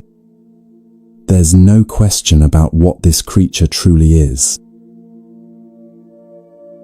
The fourth man, who had wrapped his arms around one of the elephant's thick legs, shook his head in disbelief at his companion's descriptions. "You're all completely wrong," he declared. "An elephant is like a massive tree trunk. It's round, solid, and rooted firmly to the ground. I've embraced this pillar of living wood, and I know with certainty what stands before us." From his position near the elephant's ear, the fifth man listened to this debate with growing frustration. "None of you understand what you're talking about," he called out. "An elephant is clearly like a great fan. It's wide, flat, and moves back and forth, creating cooling breezes. I've felt its gentle motion and experienced its function. How can you all be so blind to the obvious truth?" The sixth blind man, who had been examining the elephant's thin, rope-like tail, could no longer contain his amazement at his companion's ignorance. "You're all completely deluded," he announced. "An elephant is nothing more than a rope. It's long, thin, and flexible with a tuft of hair at the end. I've held it in my hands and know its true nature better than any of you." What began as a peaceful exploration quickly escalated into a heated argument. Each man became more entrenched in his position, more convinced that his limited experience represented the complete truth. Voices rose, tempers flared, and soon the 6 men were shouting over each other, each absolutely certain that the others were either lying or incompetent. The elephant stood calmly in the center of this human storm, unchanged by their fierce disagreements. Modern cognitive science explains what was happening to these men. Each was experiencing what researchers call confirmation bias, the tendency to interpret new information in ways that confirm our existing beliefs. Neuroscientists have discovered that our brains literally filter reality through the lens of previous experience, often missing crucial information that doesn't fit our current understanding. The blind men weren't lying or stupid. They were demonstrating a fundamental limitation of human perception. The king watched this spectacle unfold with growing understanding. When the argument reached its peak, he raised his hand for silence. "My friends," he said with gentle authority, "each of you has touched a different part of the elephant. Each of you has experienced something real and true. Yet none of you has grasped the complete picture. The elephant possesses all the qualities you've described, and many more besides." The 6 men fell silent, suddenly realizing the limitation of their individual perspectives. Each had assumed that his partial experience represented total knowledge. None had considered that others might be experiencing different but equally valid aspects of the same reality. Their argument had been based not on falsehood, but on incomplete understanding. Here's your perspective practice. Think of a recent disagreement you've had with someone. Instead of assuming they were wrong and you were right, consider this question: what part of the elephant might they have been touching? What if their viewpoint, however different from yours, revealed something real that you couldn't see from your position? This doesn't mean all opinions are equally valid, but rather that truth is often larger than any single perspective can contain. When Buddha later told this story to his disciples, he used it to illustrate profound truths about the nature of understanding. In life, he explained, people approach reality from different angles, shaped by their unique experiences, cultural backgrounds, and personal limitations. Each person's viewpoint reveals something genuine, yet remains incomplete. Wisdom comes not from insisting that our perspective is the only valid one, but from recognizing the partial nature of all human understanding. The elephant in this story represents the vastness of existence itself. Whether we're discussing spiritual truth, political solutions, or even simple daily experiences, we're often like the blind men, confident in our limited perceptions, while missing the larger picture. True understanding emerges when we hold our beliefs lightly, remaining open to learning from others whose experience differs from our own. This ancient wisdom offers a profound antidote to the polarization that characterizes our modern world. Social media algorithms create echo chambers where we only encounter viewpoints that confirm what we already believe. We've become nations of blind men arguing about elephants, certain that our fragment of experience represents the complete truth. But what if genuine progress comes not from winning arguments, but from combining our partial understandings into a more complete picture? The 6 blind men eventually became close friends, each appreciating the unique insights the others brought to their shared understanding of elephants. They learned that collaboration revealed far more than competition ever could. In our own lives, we might discover that the people who see things differently aren't enemies to defeat, but teachers who can help us touch parts of reality we never knew existed.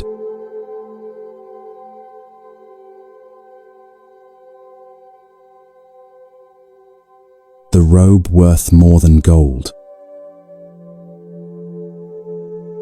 A poor village weaver named Kalyana lived in a humble mud hut at the edge of town, surviving on the few coins he earned, mending torn clothing and weaving coarse cloth from whatever scraps he could find. His entire wardrobe consisted of a single patched robe that had been his father's, then his grandfather's before that. The fabric was so worn that threads came loose with every movement, and the original color had long since faded to an indeterminate brown. Yet this simple garment was about to become the most precious gift in an entire kingdom. News spread through the village like wildfire. The Buddha himself was coming to teach. Wealthy merchants prepared elaborate offerings of silk and jewelry. Nobles commissioned golden statues, and even middle-class families gathered their finest possessions to present to the enlightened master. Kalyana watched these preparations with growing sadness, knowing he had nothing worthy to offer such a revered teacher. His poverty had never felt more acute than in this moment of wanting to give. As the day approached, Kalyana's desire to participate in the offering ceremony grew overwhelming.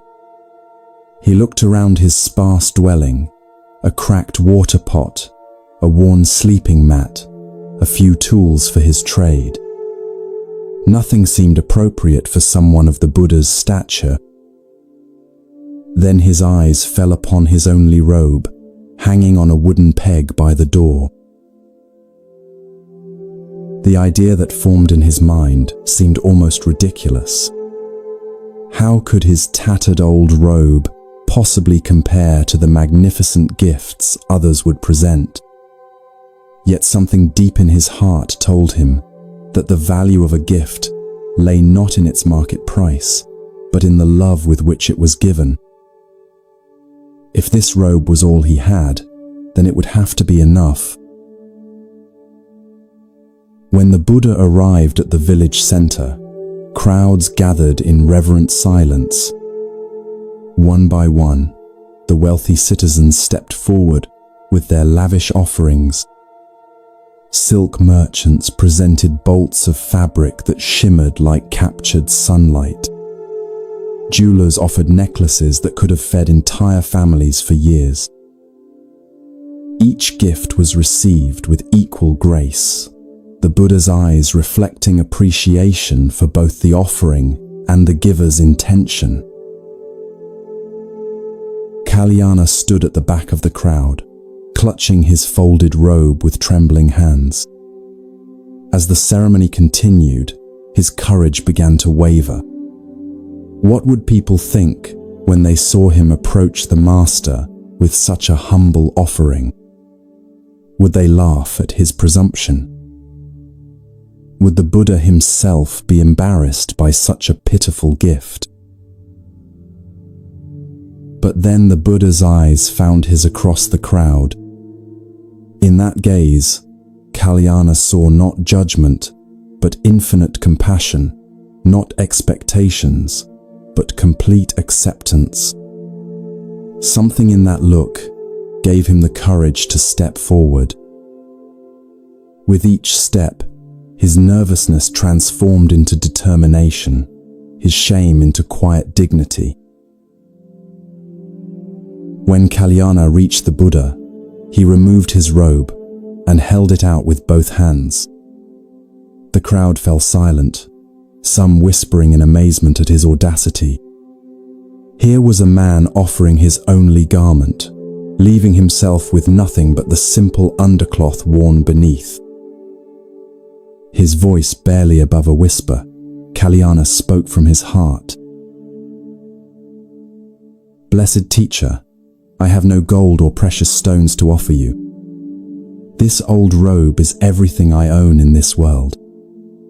It may be worthless to others, but I give it to you with complete devotion and gratitude for your teachings. Please accept this humble gift from one who has nothing else to give." The Buddha's response surprised everyone present. Instead of simply accepting the robe politely, he stood up and received it with the same reverence he might show a sacred relic. He held the worn fabric gently in his hands, examining it not with his eyes but with his heart. Then, to the astonishment of the entire gathering, he put on Kalyana's robe over his own garments. Modern psychology reveals something profound about the neuroscience of giving.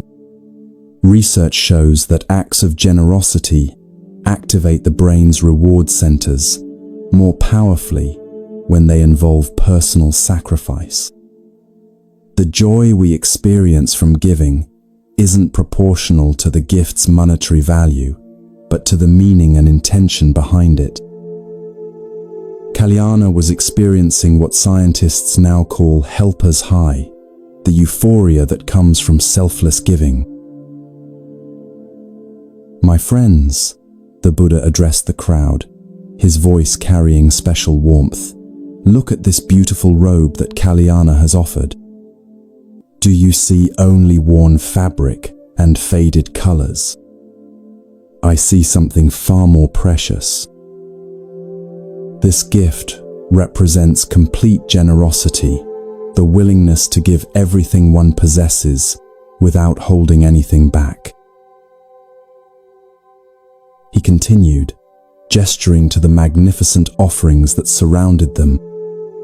"These other gifts, beautiful as they are, represent only a portion of their giver's wealth. But Kalyana has given 100% of what he owns. His sacrifice is complete, his generosity absolute. In the eyes of wisdom, this makes his offering infinitely more valuable than all the gold and jewels combined." The crowd began to murmur with understanding, seeing Kalyana's gift through new eyes. What had seemed like poverty was revealed as profound richness of spirit. The weaver's willingness to give everything transformed his humble offering into something sacred. Here's your generosity reflection. Think about your own giving. Do you tend to offer only what's convenient or comfortable to part with? What would it feel like to give something that actually matters to you, something whose absence you truly notice? True generosity isn't measured by the size of the gift, but by the size of the sacrifice relative to what we have. For the remainder of his stay in the village, the Buddha continued wearing Kalyana's robe. This simple act honored not just the gift itself, but the spirit of complete offering it represented. The other villagers, inspired by Kalyana's example, began to reconsider their own relationship with possessions and giving.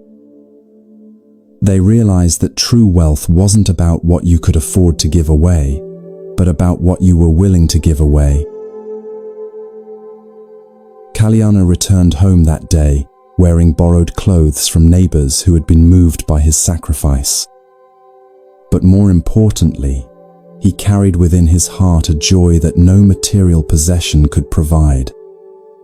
He had discovered that the act of giving everything paradoxically made him feel richer than he had ever felt before. His empty hands felt fuller than when they had clutched possessions. His bare shoulders felt warmer than when they had been covered by his old robe.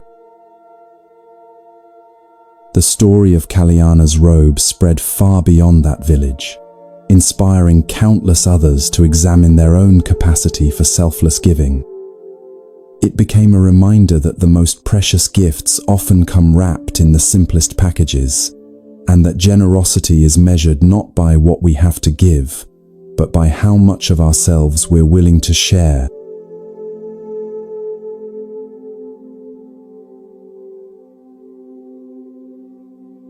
The fish that chose freedom. Deep in an emerald forest where sunlight danced through ancient canopies, a golden fish lived in perfect harmony with the flowing river that had been its home for countless seasons. This wasn't an ordinary fish. Its scales shimmered like captured starlight, and its graceful movements seemed to embody the very essence of flowing water. Every creature in the forest knew of this magnificent being, whose beauty had become legendary throughout the region.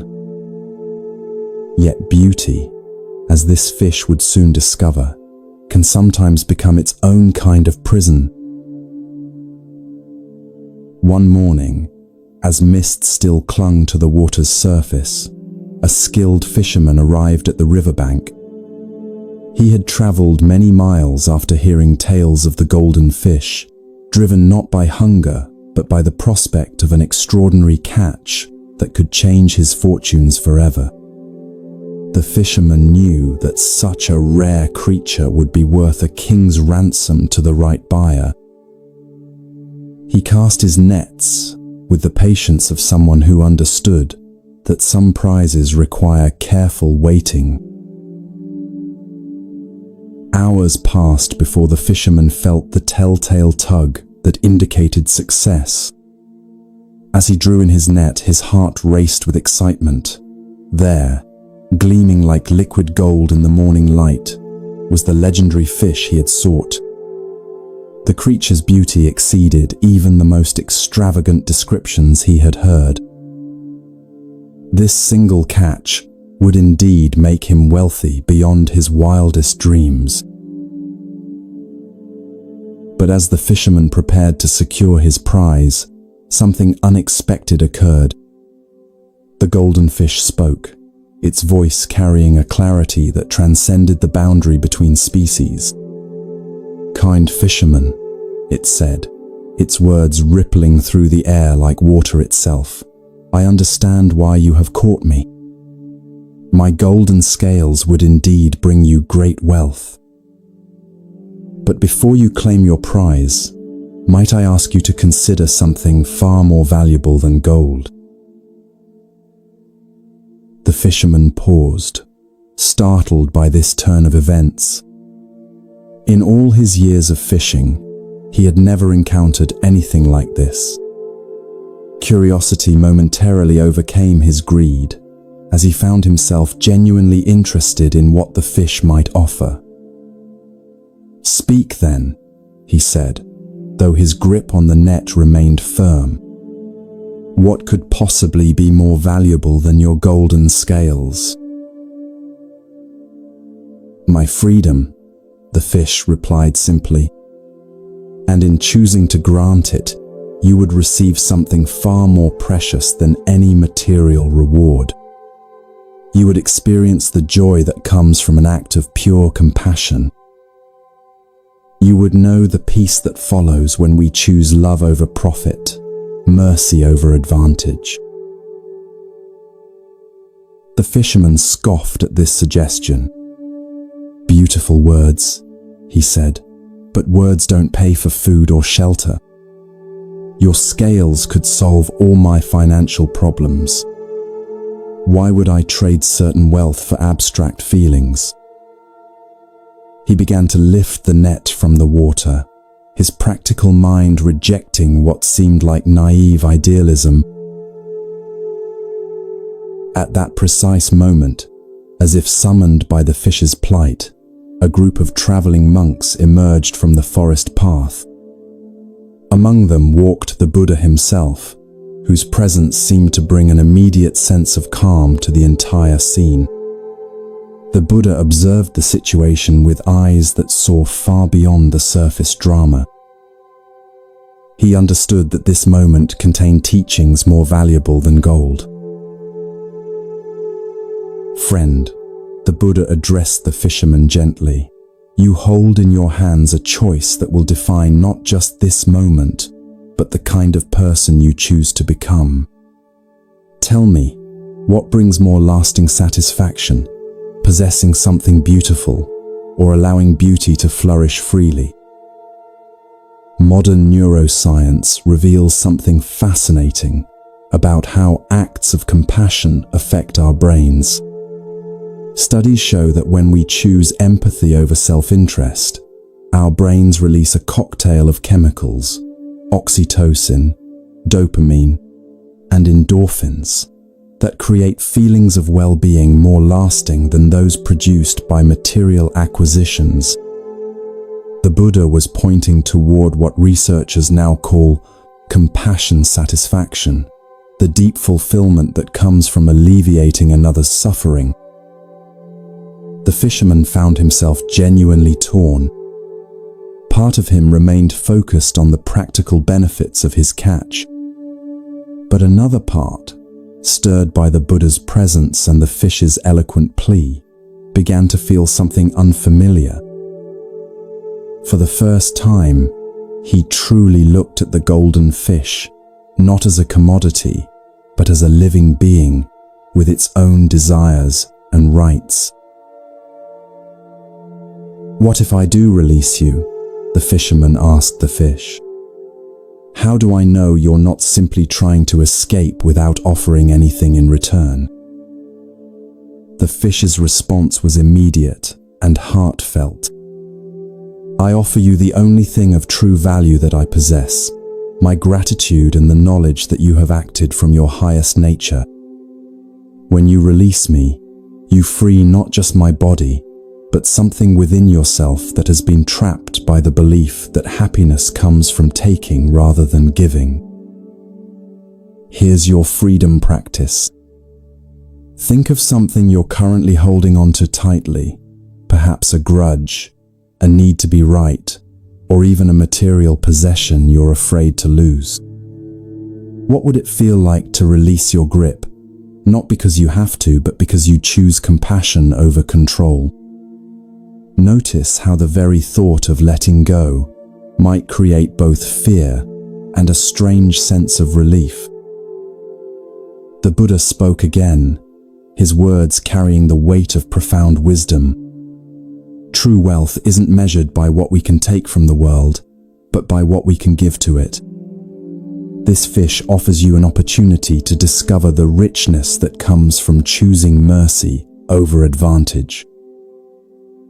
Such moments are rare gifts, chances to transcend our smaller selves and act from our highest nature. Something shifted within the fisherman's heart. The golden scales that had seemed so valuable moments before now appeared almost insignificant compared to the choice before him. Slowly, deliberately, he lowered the net back into the water and opened it wide.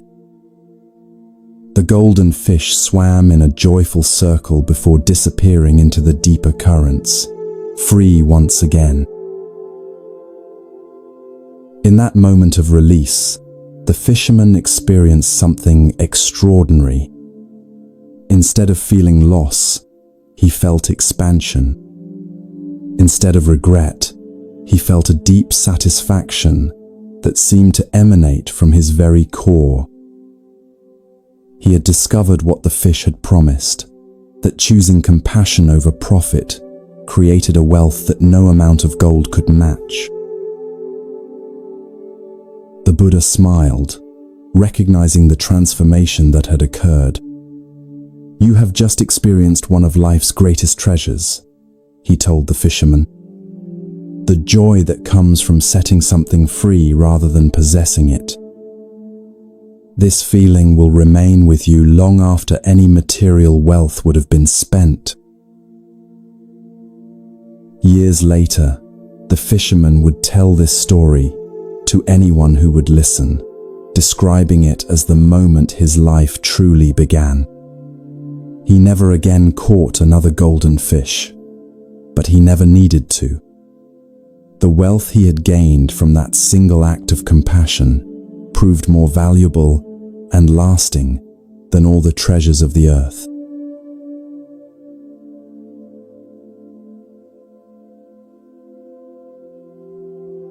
the criminal who found light. In the darkest shadows of an ancient forest, where even sunlight seemed reluctant to enter, there lived a man whose very name struck terror into the hearts of all who heard it. Angulimala, which means garland of fingers, had earned this fearsome title through acts so violent that mothers whispered his name to frighten disobedient children. Around his neck hung a gruesome necklace made from the fingers of his victims. 999 fingers adorned this macabre ornament, and he sought just one more to complete his collection of 1,000. But Angulimala had not always been a monster. He was born as Ahimsaka, a name meaning harmless one, to loving parents who had raised him with kindness and hope. As a young man, he had been gentle, intelligent, and devoted to his studies. Yet a series of cruel betrayals and manipulations by a jealous teacher had slowly twisted his heart, transforming compassion into rage, trust into suspicion, and hope into despair. Now, consumed by darkness and driven by a madness that had replaced all human feeling, Angulimala roamed the forest like a predatory beast. Entire villages had been abandoned as people fled in terror from his path. Even the king's bravest soldiers refused to enter the forest where this demon walked. It seemed that nothing could stop his reign of terror, that he was lost forever to the shadows that had consumed his soul. On this particular morning, as mist clung to the forest floor and birds remained silent in their hidden perches, Angulimala crouched behind a massive tree trunk. His wild eyes scanned the forest path, watching for the next victim who would provide the final finger for his grisly collection. He had become so consumed by violence that he could no longer remember why he had begun this murderous quest. Killing had become not just his purpose, but his entire identity. Then, through the morning mist, a solitary figure appeared on the forest path. It was a monk walking with unhurried steps, his saffron robes bright against the forest's gloom. What struck Angulimala immediately was the complete absence of fear in the monk's bearing. While others ran screaming from these woods, this man moved with serene confidence, as if walking through his own garden. Angulimala emerged from his hiding place, brandishing his weapons and fixing the monk with a stare that had paralyzed countless victims. "Stop, monk!" he roared, his voice echoing through the trees like thunder. "Do you not know who I am? I am Angulimala, the terror of this forest. Turn back now if you value your life." But the monk continued walking at the same peaceful pace, neither quickening his steps nor showing the slightest sign of alarm. This unexpected response confused and enraged Angulimala. He began running toward the monk, his weapons raised and murder in his heart. Yet no matter how fast he ran, he could not seem to catch up with the slowly walking figure. After what felt like hours of futile pursuit, Angulimala finally stopped, gasping for breath and utterly bewildered. "Stop, monk," he called out again, his voice now carrying a note of desperation rather than threat. "Why won't you stop running from me?" The monk turned slowly, and for the first time, Angulimala saw his face. It was the Buddha himself, his countenance radiating such profound compassion that it seemed to illuminate the entire forest. When he spoke, his words carried a gentleness that penetrated even Angulimala's hardened heart.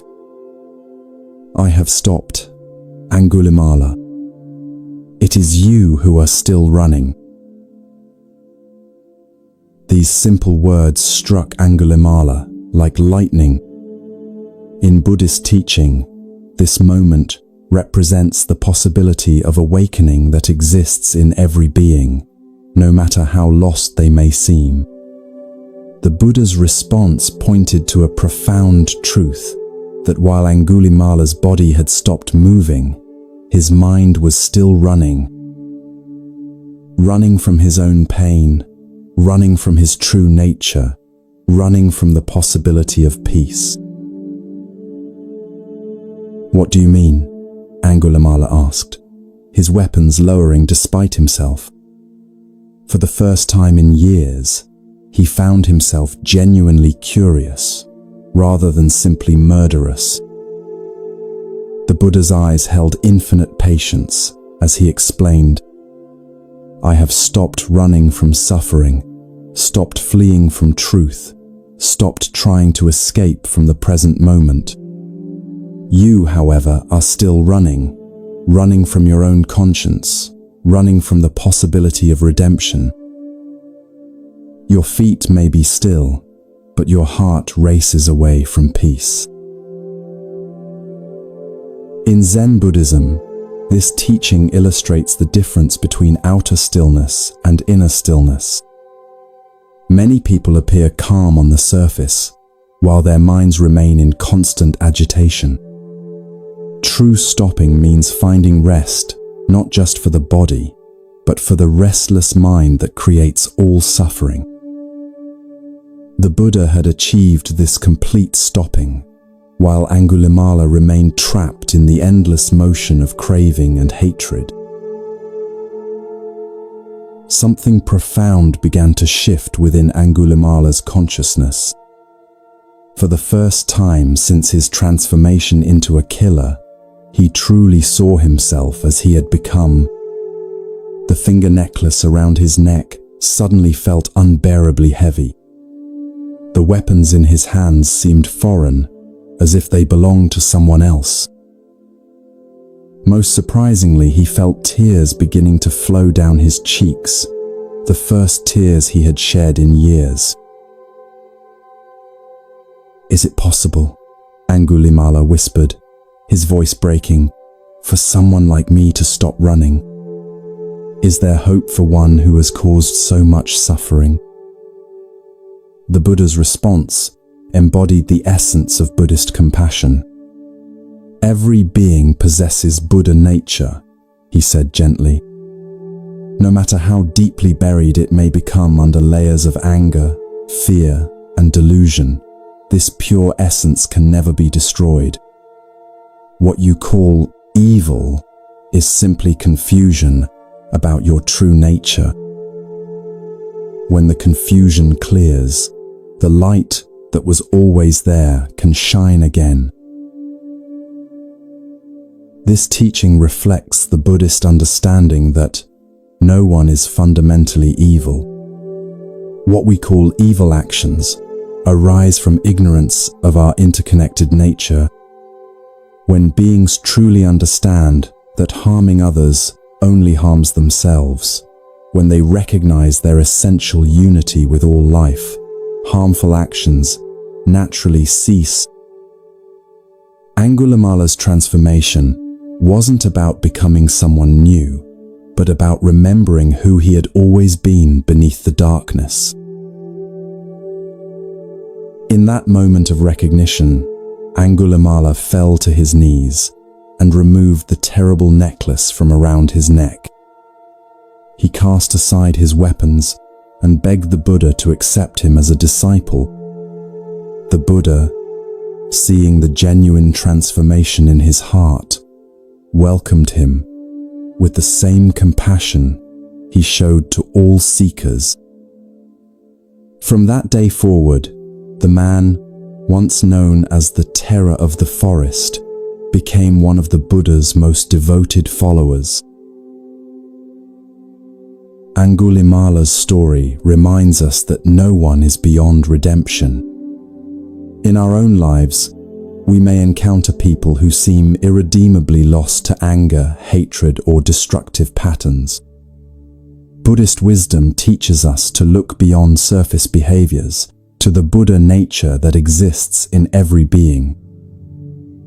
Sometimes, the most profound transformations occur in those who seem most unlikely to change.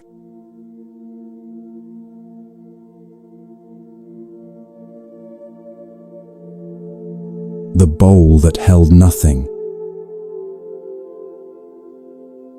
There once lived a potter whose hands had shaped clay for more than 40 years, creating vessels of such exquisite beauty that people traveled from distant lands to purchase his work. His shelves overflowed with glazed bowls that caught light like captured rainbows, elegant vases that seemed to hold moonbeams, and delicate cups that made even plain water taste like nectar.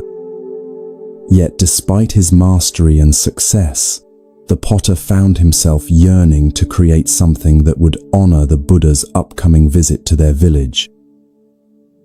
He wanted to craft a gift so perfect that it would express his deepest devotion and gratitude.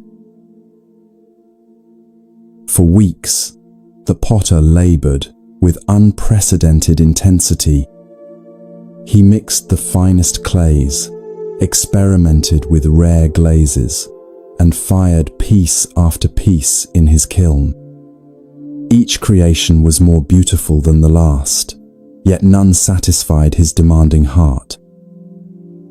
He created bowls adorned with intricate patterns that told stories of enlightenment, vases shaped like lotus blossoms opening to receive wisdom, and cups so delicate they seemed carved from crystallized air. But as the day of the Buddha's arrival drew near, the potter grew increasingly frustrated. Despite his technical perfection, something essential was missing from every piece he created. They were beautiful, certainly, but they felt somehow incomplete, as if they were trying too hard to impress, rather than simply being what they were. In his desperation to create the perfect offering, he had lost touch with the simple joy that had originally drawn him to his craft. On the morning of the Buddha's visit, the potter sat surrounded by dozens of rejected masterpieces. His hands were stained with clay, his eyes red from sleepless nights, and his heart heavy with disappointment.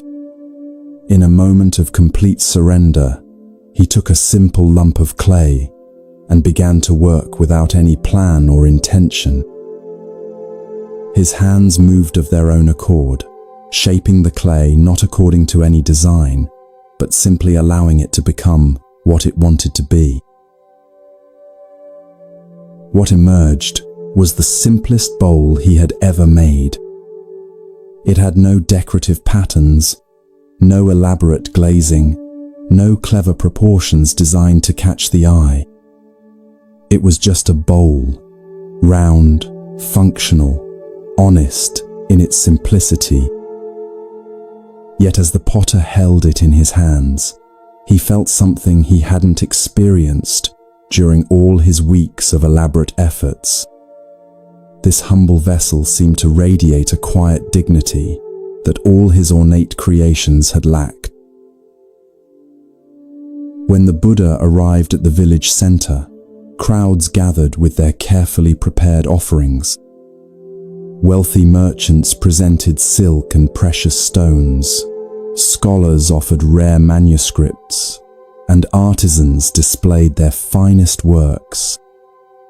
The potter approached hesitantly, his simple bowl feeling embarrassingly plain compared to the magnificent gifts surrounding them. Yet he had nothing else to offer, so he stepped forward with quiet humility.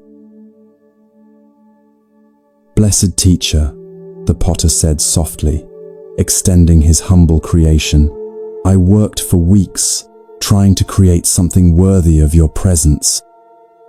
Nothing I made satisfied me until I stopped trying so hard. This simple bowl is all I have to offer. It holds nothing but my sincere gratitude for your teachings." The Buddha received the plain bowl with the same reverence he had shown to all the elaborate gifts. But instead of setting it aside, he held it up for everyone to see. "Look at this beautiful bowl," he said, his voice carrying across the silent crowd. "Do you see its true nature?" The assembled villagers looked puzzled. Compared to the ornate offerings surrounding it, the potter's bowl seemed almost apologetically simple. What could the Buddha possibly find remarkable about such an ordinary object? "This bowl," the Buddha continued, "embodies one of the deepest truths of existence. Its value lies not in what it contains, but in its capacity to contain. A bowl's usefulness comes from its emptiness, not from its substance. The space within is what makes it functional. The absence is what gives it purpose." In Buddhist understanding, emptiness doesn't mean void or meaningless. Rather, it refers to the absence of fixed, separate existence. Just as a bowl's emptiness allows it to hold water, tea, or rice, our own emptiness of rigid self-concepts allows us to be filled with compassion, wisdom, and peace. The potter's simple bowl had become a perfect teacher, demonstrating this profound principle without saying a word. The Buddha continued his teaching, using the humble bowl as his guide. "See how this potter has created something that doesn't call attention to itself. Its beauty lies in its humility, its strength in its simplicity. It doesn't try to impress or overwhelm. Instead, it offers itself completely to whatever purpose it might serve." This teaching points to a fundamental Buddhist principle about the nature of true service. Like the empty bowl, we are most useful when we don't insist on being filled with our own importance.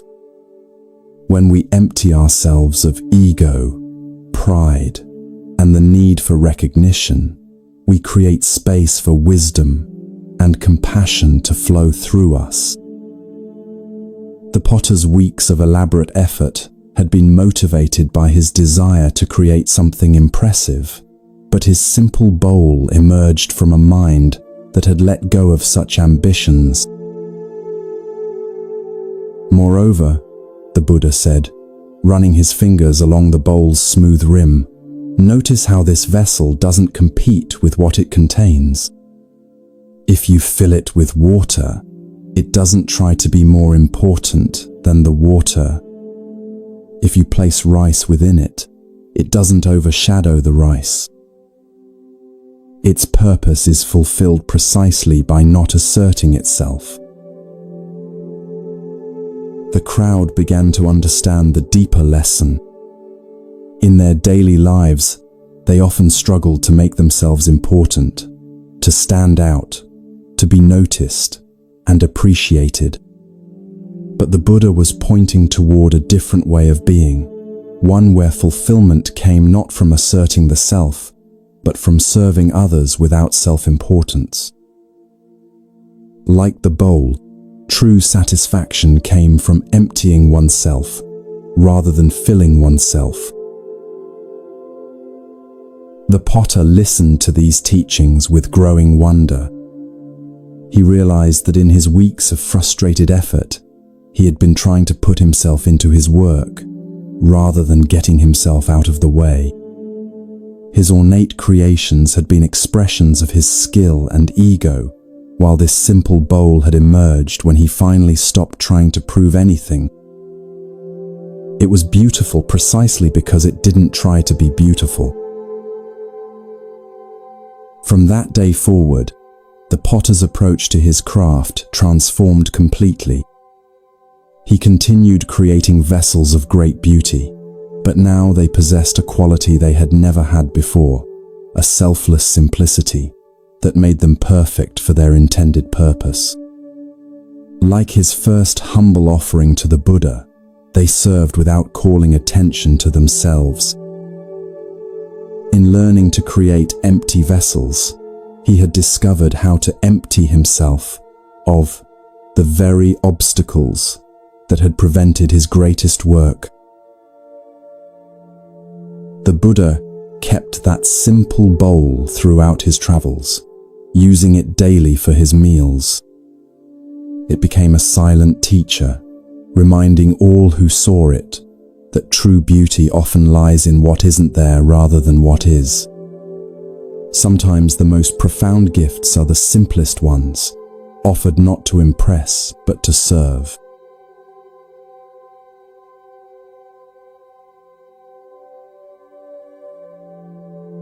The serpent that poisoned itself. In a lush valley where streams sang gentle melodies and flowers bloomed in endless abundance, there lived a cobra whose reputation for wisdom and kindness had spread throughout the animal kingdom. This serpent was known not for striking fear into other creatures, but for offering protection to the vulnerable and counsel to the confused. Birds would seek his advice on navigation, small mammals would ask for his help in disputes, and even humans would leave offerings near his dwelling, grateful for his peaceful presence. He had taken sacred vows of non-violence, promising never to harm another living being regardless of the circumstances. For many seasons, the cobra lived in perfect harmony with his surroundings. His days were spent in meditation beneath a flowering jasmine tree, his evenings in gentle conversation with forest visitors seeking guidance. The very sight of his graceful form moving through the grass brought comfort to other creatures rather than terror. He had transformed the natural fear associated with his species into respect and admiration through his consistent acts of compassion.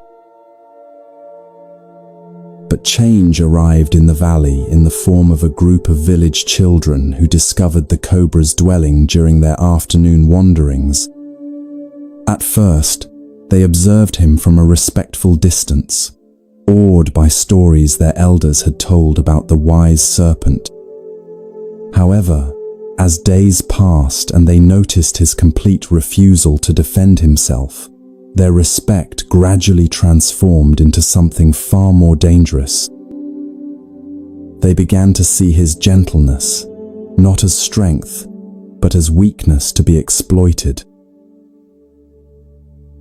What started as playful curiosity soon escalated into deliberate cruelty. The children would throw stones at the cobra, pull at his tail when he tried to rest, and disturb his meditation with loud noises and taunts.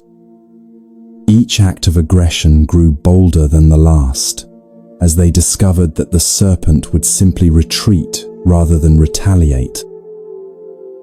Their games became increasingly vicious, driven by the intoxicating power they felt over a creature that could have easily harmed them but chose not to. Day after day, the cobra endured this torment with patient acceptance. His body became scarred from the stones, his rest was constantly interrupted, and his peaceful existence turned into a daily ordeal of suffering. Yet he held firmly to his vows of non-violence, believing that any aggressive response would contradict the spiritual principles he had dedicated his life to following. He told himself that their cruelty was temporary, that eventually they would grow tired of their games and leave him in peace. But the children's behavior only worsened. Word spread among the village youth about the serpent who wouldn't fight back, and soon larger groups began visiting the valley, specifically to torment the defenseless creature. What had once been a sanctuary of peace became a playground for cruelty. The cobra's reputation for wisdom began to fade, replaced by whispers that he was simply a coward masquerading as a saint. One afternoon, when the cobra's suffering had reached its peak, the Buddha happened to be traveling through the valley. He came upon the serpent lying battered and exhausted beneath his jasmine tree, his once brilliant scales dulled by abuse, and his spirit clearly broken.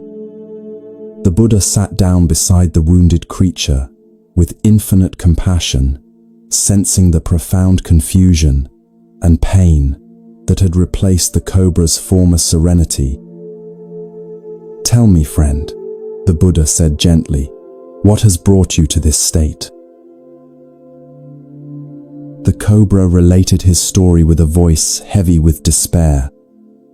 "Blessed teacher, I took vows never to harm any living being, and I have kept those vows faithfully. Yet my commitment to non-violence has only invited more violence. The children torture me daily, and I do nothing to stop them. I begin to wonder if my path of peace was a mistake, if perhaps some beings only understand the language of force." The Buddha listened with complete attention, his eyes reflecting deep understanding of the cobra's dilemma. When the serpent finished his tale, the Buddha smiled with gentle wisdom.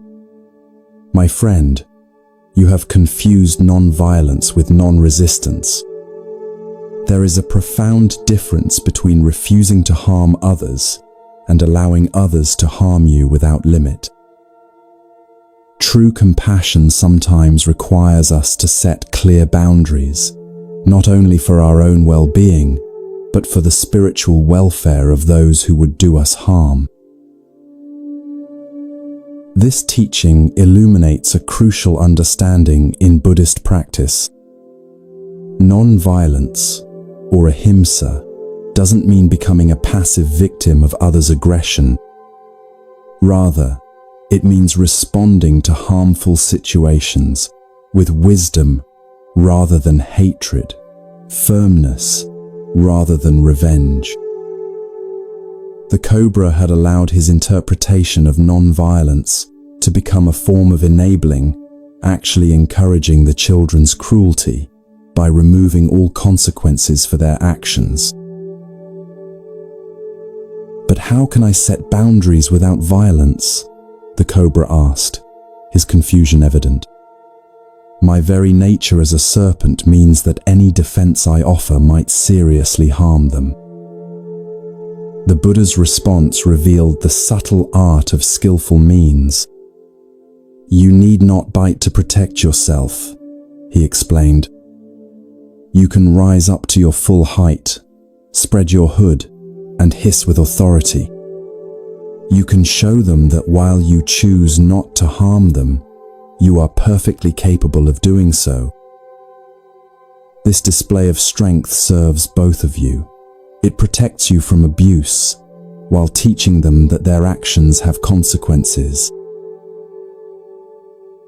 This wisdom points to the Buddhist understanding that true strength often lies in restraint rather than action. The cobra's power wasn't in his ability to strike, but in his conscious choice not to strike when he easily could. However, for this choice to be meaningful, others needed to understand that it was indeed a choice rather than helplessness. By clearly demonstrating his capability while choosing restraint, the cobra would be teaching a far more powerful lesson than either violence or passive acceptance could provide. The next day, when the children arrived for their usual torment, they found a very different serpent waiting for them. As they approached with their stones and taunts, the cobra rose to his full magnificent height, spread his hood wide, and released a hiss that resonated with unmistakable authority. His eyes blazed with fierce compassion as he held their gaze steadily. The children froze, suddenly remembering that they were face to face with one of nature's most powerful predators. But the cobra did not strike. After holding his position long enough to make his point clear, he slowly lowered himself and resumed his peaceful posture. The message was unmistakable. I could harm you easily, but I choose not to. However, I will no longer allow you to harm me without consequence. The children retreated, their games suddenly seeming far less amusing when faced with real power consciously restrained. From that day forward, the cobra's dwelling became peaceful once again. The children learned to approach him with the respect his wisdom deserved, and he resumed his role as a teacher and protector in the valley. He had discovered that true non-violence sometimes requires the courage to appear dangerous while choosing to remain harmless. In learning to set boundaries with compassionate firmness, he had found a deeper understanding of what it truly means to serve others' highest good.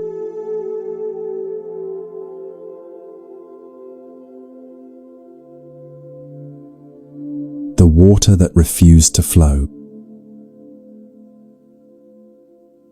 High in the Himalayan peaks, where snow-crowned mountains touched the eternal sky, a crystal-clear stream had carved its path through ancient stones for thousands of years. This wasn't an ordinary waterway. It flowed with such pure intention that monks would travel for weeks just to drink from its sacred waters.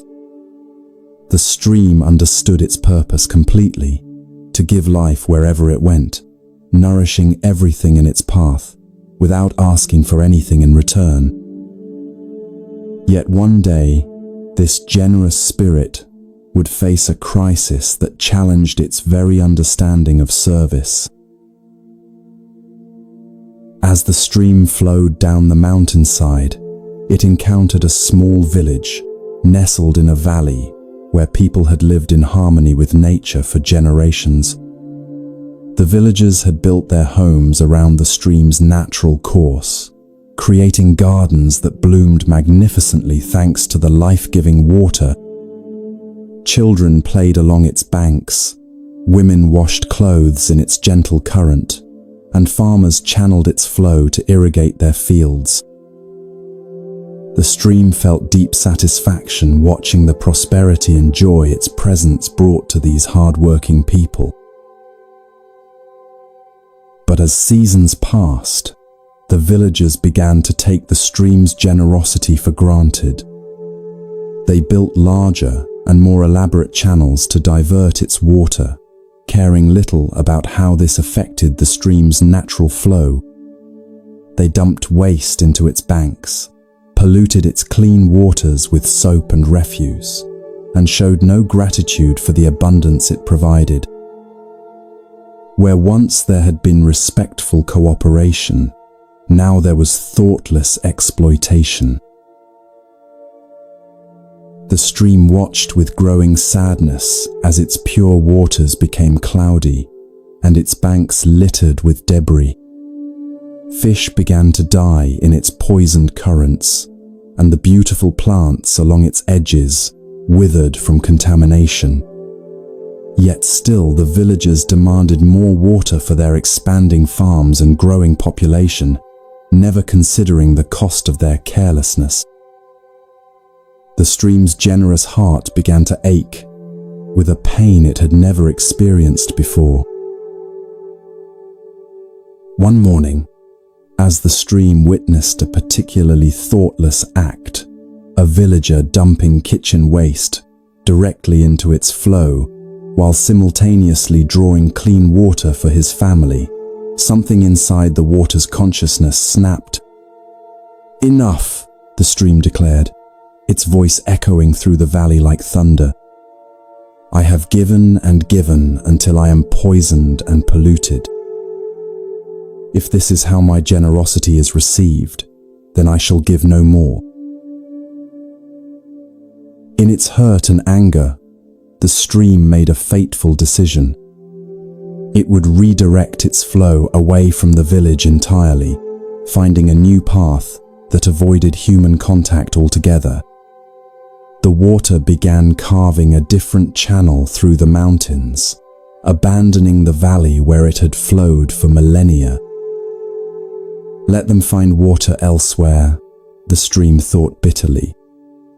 "I will no longer waste my purity on those who appreciate nothing." Within days, the effects of the stream's departure became catastrophic. Gardens withered under the merciless sun, wells ran dry, and the villagers faced the terrifying prospect of drought. Panic spread through the community as they realized what their carelessness had cost them. But by then, it seemed too late. The stream was gone, and no amount of regret could call it back. High in the mountains, far from human settlement, the stream initially felt vindicated in its decision. Its waters ran clear again, unpolluted by human waste. No one made demands on its generosity or took its gifts for granted. Yet as days passed in this pristine solitude, an unexpected emptiness began to grow within the stream's consciousness. It was during this time of isolation that the Buddha, traveling through the high mountain passes, encountered the displaced stream.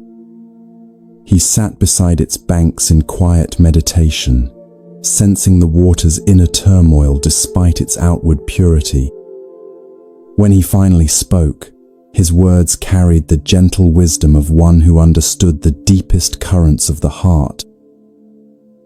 "Beautiful stream, why do you flow here in the wilderness, when your true calling lies in the valley below?" The stream poured out its story to the compassionate teacher, describing the villagers' ingratitude and the pollution they had brought to its sacred waters. "I gave them everything," the stream said, its voice heavy with hurt, "and they repaid my generosity with carelessness and contamination. Why should I continue to serve those who show no respect for my gifts?" The Buddha listened with infinite patience, understanding the stream's pain while seeing the deeper truth that anger had obscured. "Tell me," he said gently, "when you flowed through the village, were there no children who delighted in your coolness on hot days? Were there no flowers that bloomed more beautifully because of your nourishment? Were there no moments of joy and life that existed because of your presence?" The stream paused, remembering scenes it had forgotten in its anger. Yes, there had been children's laughter echoing from its banks, elderly villagers finding peace in the sound of its flow, and countless moments of simple beauty that its presence had made possible. In focusing on the pollution and ingratitude, it had lost sight of the genuine good it had accomplished. "But what about the waste and disrespect?" the stream asked. "How can I continue to give when my gifts are treated so carelessly?" The Buddha's response revealed the heart of compassionate wisdom. "True generosity doesn't depend on the worthiness of the recipient," he explained. "When you made your giving conditional on gratitude and respect, you transformed a pure act of service into a transaction. Your nature is to flow and nourish, not because others deserve it, but because that is what streams do." This teaching illuminated a profound truth about the nature of selfless service. In Buddhist understanding, genuine compassion arises not from the merit of those we help, but from the recognition of our interconnected nature. When we give with expectations or conditions, we create suffering for ourselves when those expectations aren't met. But when we give simply because giving is our nature, we remain free regardless of how our gifts are received. Moreover, the Buddha continued, by withdrawing your waters, you punish not only those who were careless, but also the innocent children, the grateful elders, and the countless creatures who depend on your flow. Your anger has made you withhold your gifts from those who truly appreciate them. Is this the justice you sought? The stream felt a deep shift in its understanding. Its withdrawal had indeed caused suffering for many who had never shown it disrespect. In trying to teach the ungrateful a lesson, it had abandoned its fundamental purpose. True wisdom lay not in withholding its gifts, but in giving them freely, while remaining unattached to how they were received. That very day, the stream began its journey back to the valley, but it returned with a transformed understanding of its role. It would flow and nourish as before, but now it gave without expectation, served without resentment, and maintained its purity not by avoiding contamination, but by continually renewing itself. The villagers, having learned from their near disaster, welcomed the stream's return with genuine gratitude and newfound respect. From that day forward, the stream flowed with even greater joy than before. It had learned that true fulfillment comes not from conditional giving, but from expressing one's nature freely and fully. In discovering the difference between service and transaction, it had found the secret of inexhaustible generosity.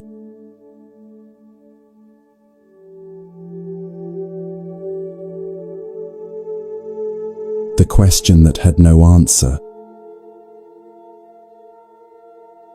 In a prosperous monastery, where knowledge was treasured above gold, there lived a scholar monk whose intellectual prowess had earned him admiration throughout the region. His name was Malunkyaputta, and his mind worked like a perfectly crafted instrument, dissecting every teaching and analyzing every concept with razor-sharp precision. He had memorized thousands of sutras, debated with the greatest minds of his time, and could recite complex philosophical arguments with flawless accuracy. Yet despite all his accumulated knowledge, a growing restlessness gnawed at his heart like a persistent hunger that no amount of learning could satisfy. Malunkyaputa's frustration centered on what he considered fundamental gaps in the Buddha's teachings. The master spoke beautifully about suffering and its cessation, about compassion and wisdom, but he seemed to avoid certain cosmic questions that any serious spiritual seeker should want answered. Where did the universe come from? What happens to enlightened beings after death? Is the soul eternal, or does it perish with the body? These weren't mere intellectual curiosities. To Malunkyaputta, they represented the very foundation upon which any meaningful spiritual practice should rest. For months, the scholar monk wrestled with these unanswered questions, finding them increasingly impossible to ignore. They haunted his meditations, disrupted his studies, and filled his dreams with cosmic puzzles that demanded solution. How could he follow a teacher who refused to address the most basic questions about existence itself? Finally, his frustration reached a breaking point. and he decided to confront the Buddha directly with an ultimatum that would force a resolution. One afternoon, as golden sunlight filtered through the monastery's ancient trees, Malunkyaputta approached the Buddha with determined steps and a mind full of carefully prepared arguments. His fellow monks sensed the tension in his bearing and gathered quietly to witness what promised to be a significant confrontation between intellectual ambition and spiritual wisdom. The scholar monk bowed respectfully, but formally, his gesture carrying more challenge than reverence. "Blessed teacher," Malunkyaputta began, his voice steady but edged with frustration, "I have followed your teachings faithfully for years, yet there are fundamental questions you have never answered. I cannot continue this path of practice while such essential matters remain unresolved. Today, I demand clear answers, or I will leave this monastery forever. Tell me, is the universe eternal or finite? Does the soul survive death or perish with the body? Are space and time infinite or bounded? These are not trivial matters. They are the very foundation of understanding reality itself." The Buddha listened to this challenge with perfect calm, his eyes reflecting neither surprise nor displeasure at the monk's ultimatum. When Malunkyaputta finished his passionate demand, the teacher sat in thoughtful silence for several moments, as if considering not just the questions themselves, but the deep need that drove them. Then, instead of answering directly, the Buddha began to tell a story that would forever change the scholar monk's understanding of what questions truly matter. "Malunkyaputta," the Buddha said gently, "imagine a man walking through a forest when suddenly he is struck by a poisoned arrow. The arrow pierces deep into his chest, and deadly poison begins coursing through his veins. His friends rush him to a skilled physician who can save his life by removing the arrow and treating the wound. But as the doctor prepares to help him, the wounded man cries out, 'Wait, I refuse treatment until you answer my questions.'"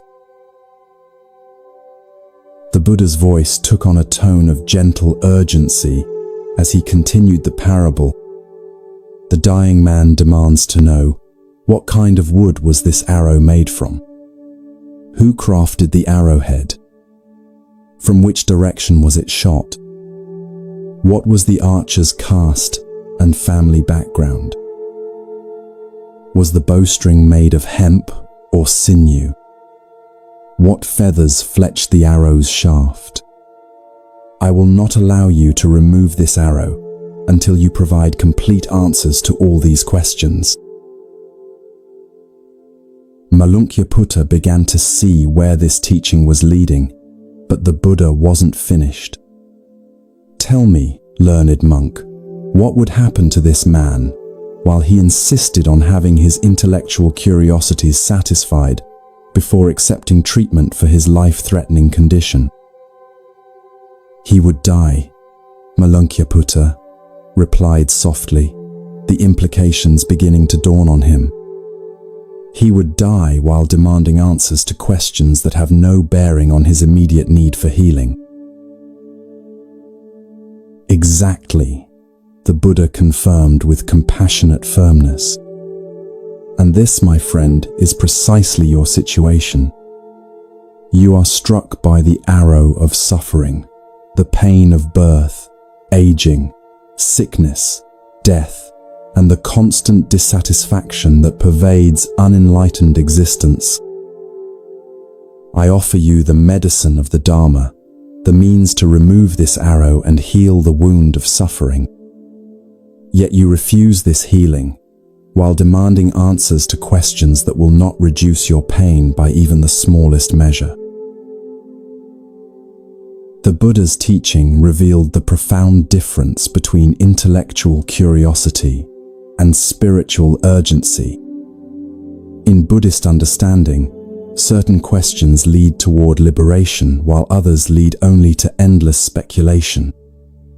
The nature of ultimate reality may be fascinating to contemplate, but such contemplation doesn't reduce the immediate suffering that every being experiences. Wisdom lies in distinguishing between what must be known and what merely satisfies the mind's restless desire for information. Consider, the Buddha continued, whether knowing the origin of the universe would help you overcome anger when someone insults you.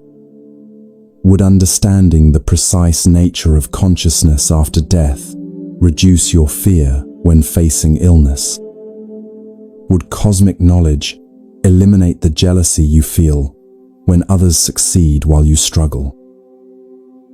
These abstract answers cannot heal the concrete wounds that cause your daily suffering. Malankyaputra felt something shifting deep within his understanding. For years, he had pursued knowledge as an end in itself, assuming that more information would naturally lead to greater wisdom. But now he began to see that wisdom wasn't about accumulating answers to every possible question. True wisdom meant recognizing which questions actually mattered for the task of liberation.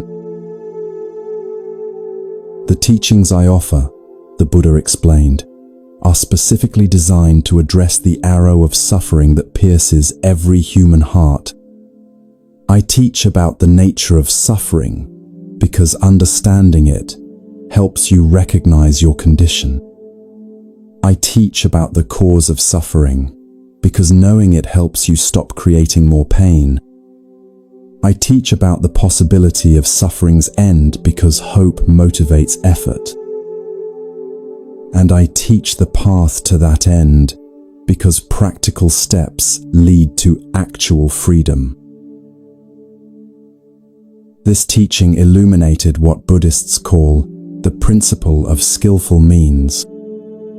A true teacher doesn't answer every question that might be asked, but focuses on the questions whose answers lead to genuine benefit. Like a physician who treats the disease rather than satisfying curiosity about its historical origins, spiritual guidance addresses present suffering rather than abstract speculation. The Buddha's apparent silence on cosmic questions wasn't ignorance or evasion. It was compassionate focus on what truly helps. From that day forward, Malankyaputra approached his spiritual practice with completely transformed priorities. Instead of demanding answers to unanswerable questions, he focused on applying the teachings that directly addressed his suffering. He discovered that, as his actual pain decreased through practice, his desperate need for cosmic explanations naturally faded. In learning to distinguish between helpful knowledge and mere intellectual entertainment, he found a peace that no amount of abstract information could have provided. The scholar monk's transformation became a teaching in itself for the other monks. They learned that the path to wisdom sometimes requires setting aside the very questions that seem most important. True intelligence isn't measured by how many mysteries we can solve, but by how effectively we address the suffering that actually affects our daily lives.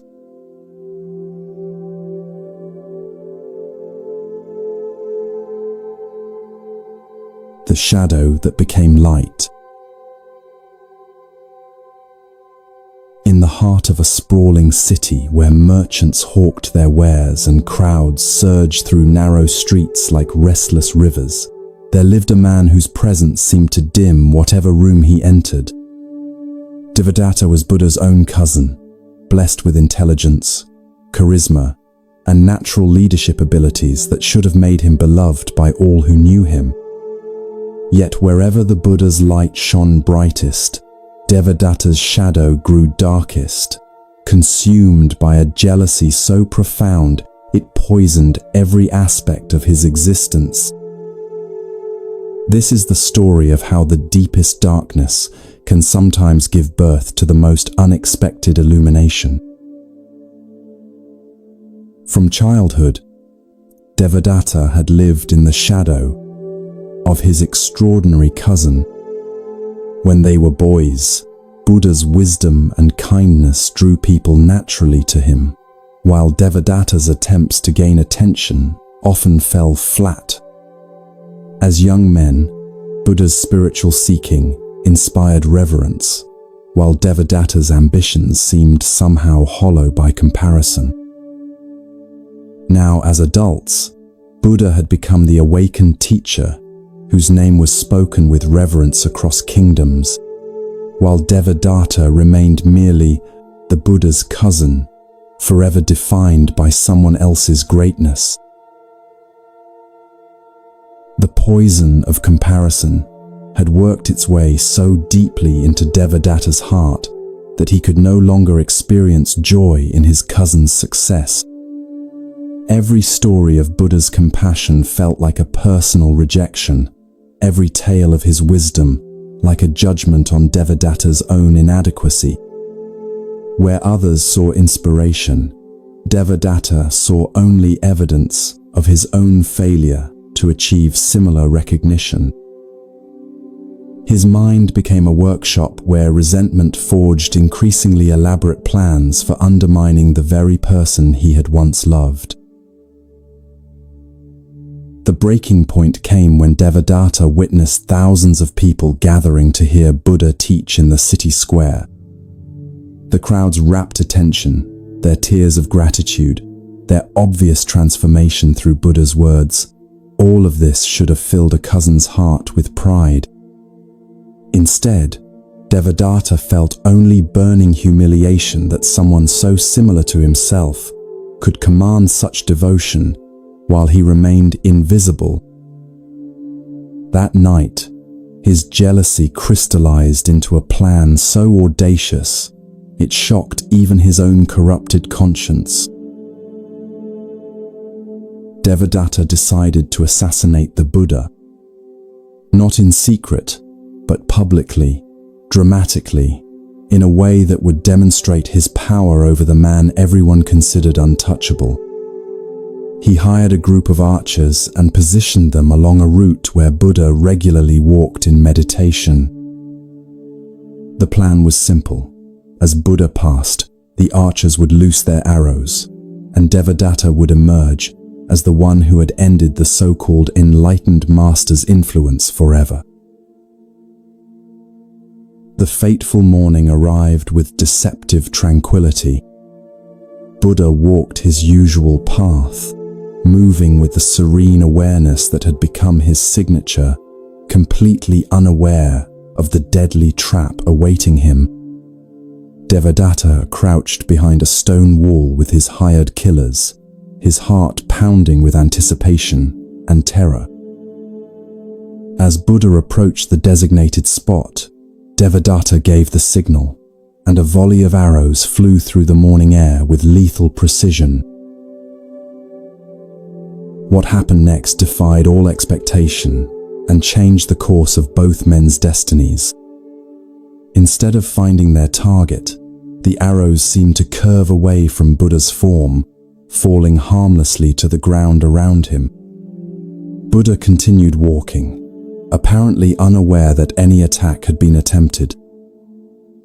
But as he passed Devadatta's hiding place, he stopped and turned directly toward his cousin's position, his eyes holding not anger or fear, but infinite sadness and love. Devadatta, Buddha called gently, his voice carrying clearly across the distance between them. I know you are there.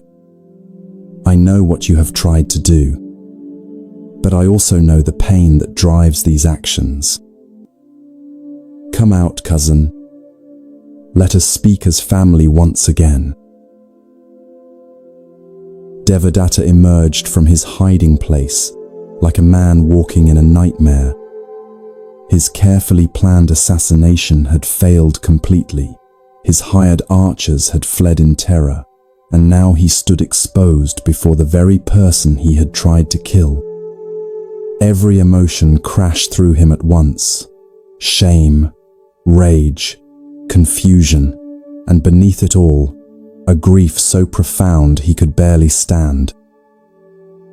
He expected condemnation, punishment, perhaps even retaliation, but Buddha's response shattered every assumption he had made about justice and revenge.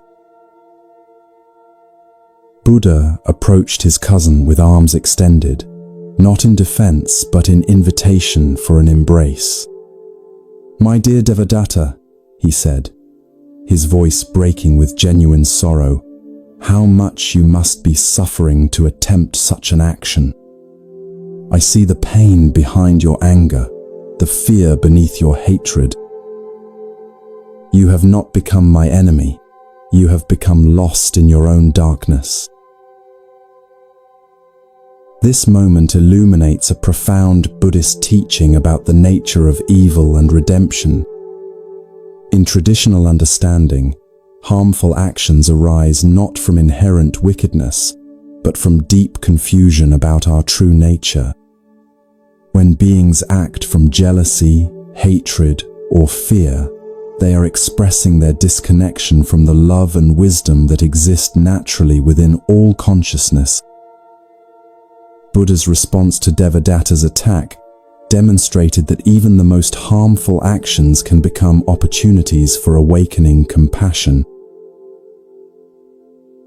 Devadatta collapsed to his knees, overwhelmed by the contrast between his own darkness and his cousin's radiant forgiveness. For the first time in years, he saw clearly how jealousy had twisted his perception, turning every blessing in his life into a source of bitterness. "How can you forgive what I have done?" he whispered. "How can you show love to someone who just tried to destroy you?" Buddha's answer revealed the heart of Buddhist compassion. "Because I see that you are not your worst actions," he replied. "You are not your jealousy, your hatred, or your confusion. These are clouds that have covered your essential nature, but they are not who you truly are. Just as the sun continues shining, even when hidden by storms, your Buddha nature remains perfect beneath all this suffering." This teaching points to the Buddhist understanding that no being is fundamentally evil. What we call evil actions are expressions of ignorance about our interconnected nature. When someone truly understands that harming others only harms themselves, when they recognize their essential unity with all life, destructive impulses naturally dissolve. Devadatta's transformation began not with punishment, but with recognition of his inherent wholeness.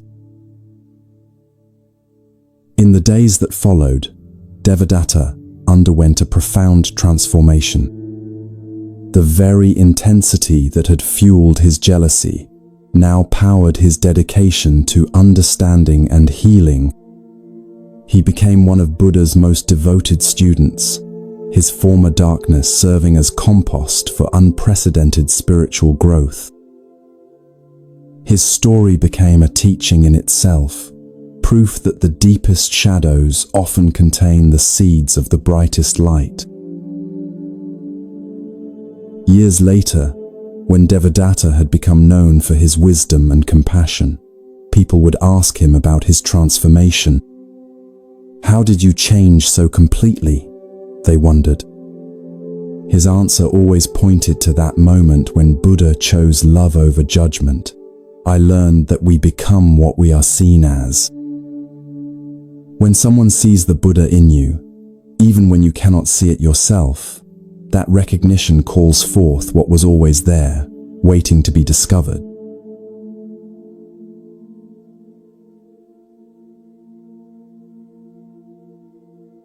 the last teaching. As the full moon cast silver light across the Sala Grove, where Buddha lay upon his final bed, disciples gathered from every corner of the known world to receive what they sensed would be their master's last teaching. For 45 years, he had shared wisdom that had transformed countless lives, but now his earthly body was preparing for its final transition. The air itself seemed to hold its breath, as if all of creation was pausing to honor this moment of profound passage. Yet what would unfold in these final hours would prove more powerful than any teaching Buddha had ever given. Among the gathered disciples was Ananda, Buddha's faithful attendant for over 20 years, whose heart was breaking with the approaching loss. Tears flowed freely down his cheeks as he knelt beside the simple bed where his beloved teacher rested. "Master," Ananda whispered, his voice trembling with grief, "how can we continue without your guidance? Who will teach us when you are gone? What final wisdom can you share to sustain us through the darkness of your absence?" Buddha's eyes, though weakened by his body's decline, still sparkled with the gentle humor that had always characterized his teaching. He looked at the hundreds of devoted faces surrounding him, monks and nuns, lay people, and nobles, all united in their love for the Dharma he had shared. "My dear friends," he said, his voice soft but clear, "you ask for my final teaching, as if I have been withholding some secret wisdom for this moment. But the truth is, I have already given you everything you need." A murmur of confusion rippled through the assembly. How could this be their master's final teaching? Where was the profound revelation, the ultimate secret, the capstone wisdom that would complete their understanding? Sensing their bewilderment, Buddha smiled with infinite tenderness. "Listen carefully," he continued, "for this may be the most important thing you will ever hear. I am not your teacher. I have never been your teacher. You are your own teacher, and you always have been."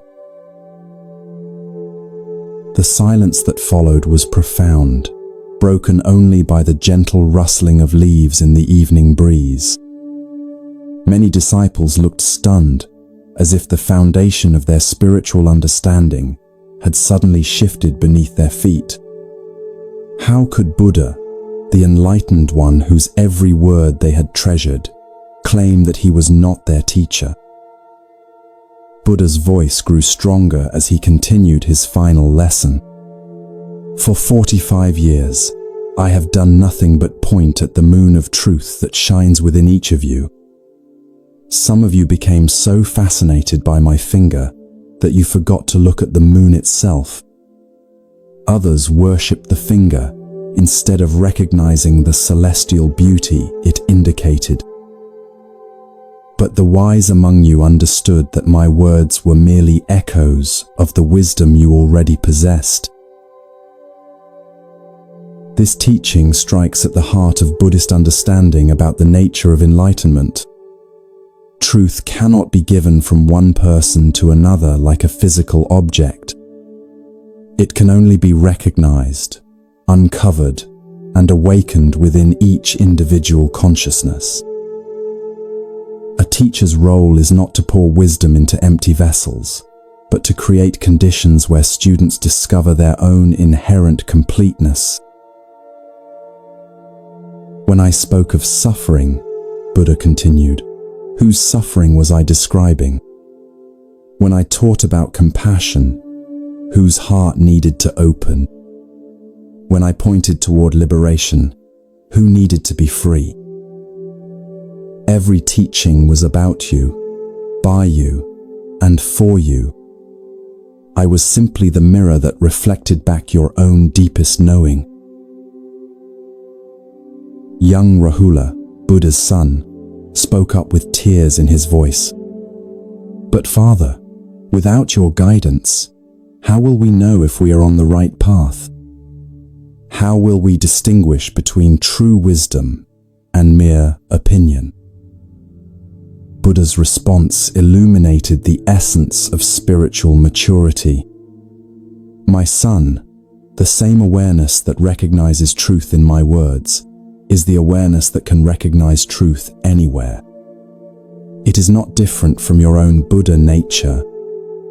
When you stop looking outside yourself for validation and start trusting the wisdom that guided you to spiritual seeking in the first place, you become your own perfect teacher. This has always been the goal, not to create followers, but to awaken Buddhas. The teaching continued as Buddha's breathing grew more labored, but his clarity remained perfect.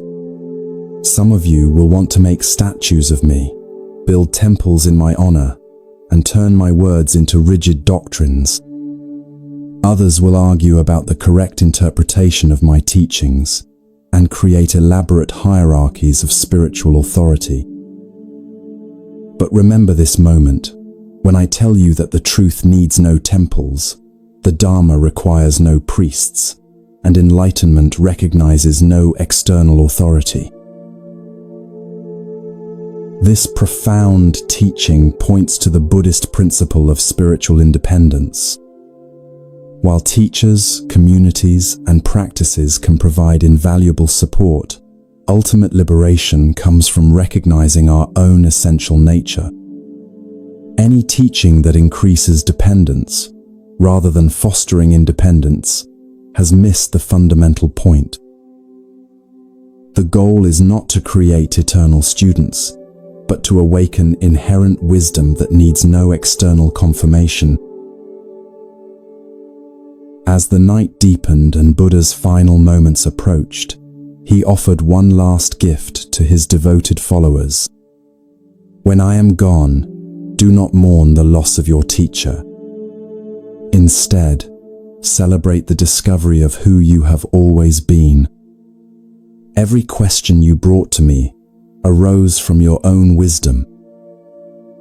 Every insight you gained through my teachings was your own recognition of truth.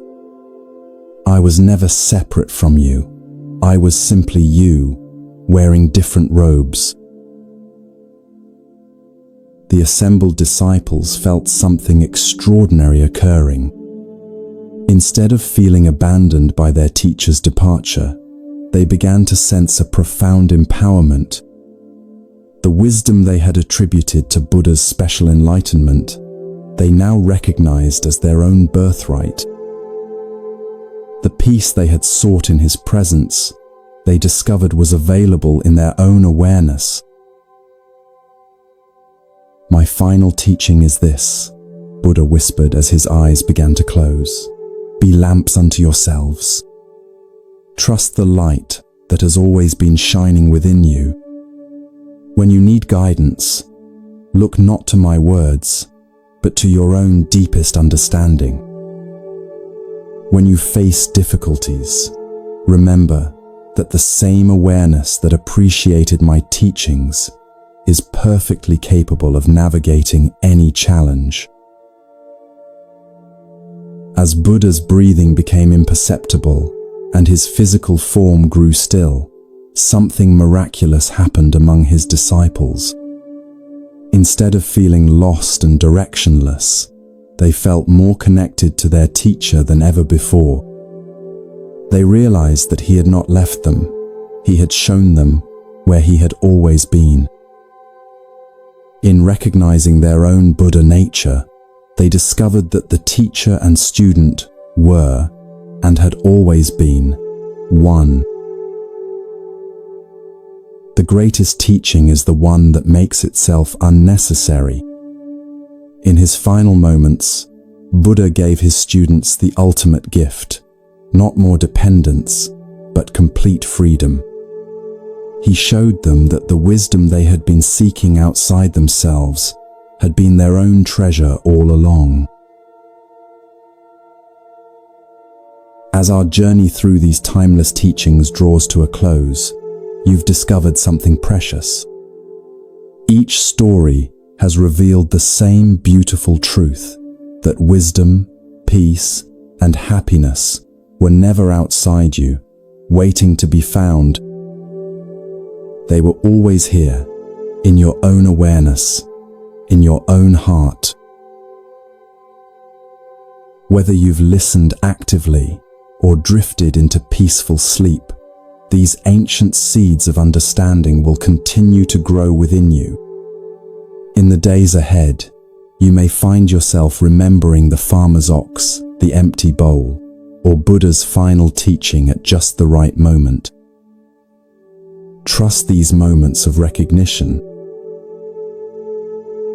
Thank you for joining us at Moon Mind Temple. May you carry this peace wherever you go, knowing that the greatest treasure is the one you've always possessed. Rest well, dear friend.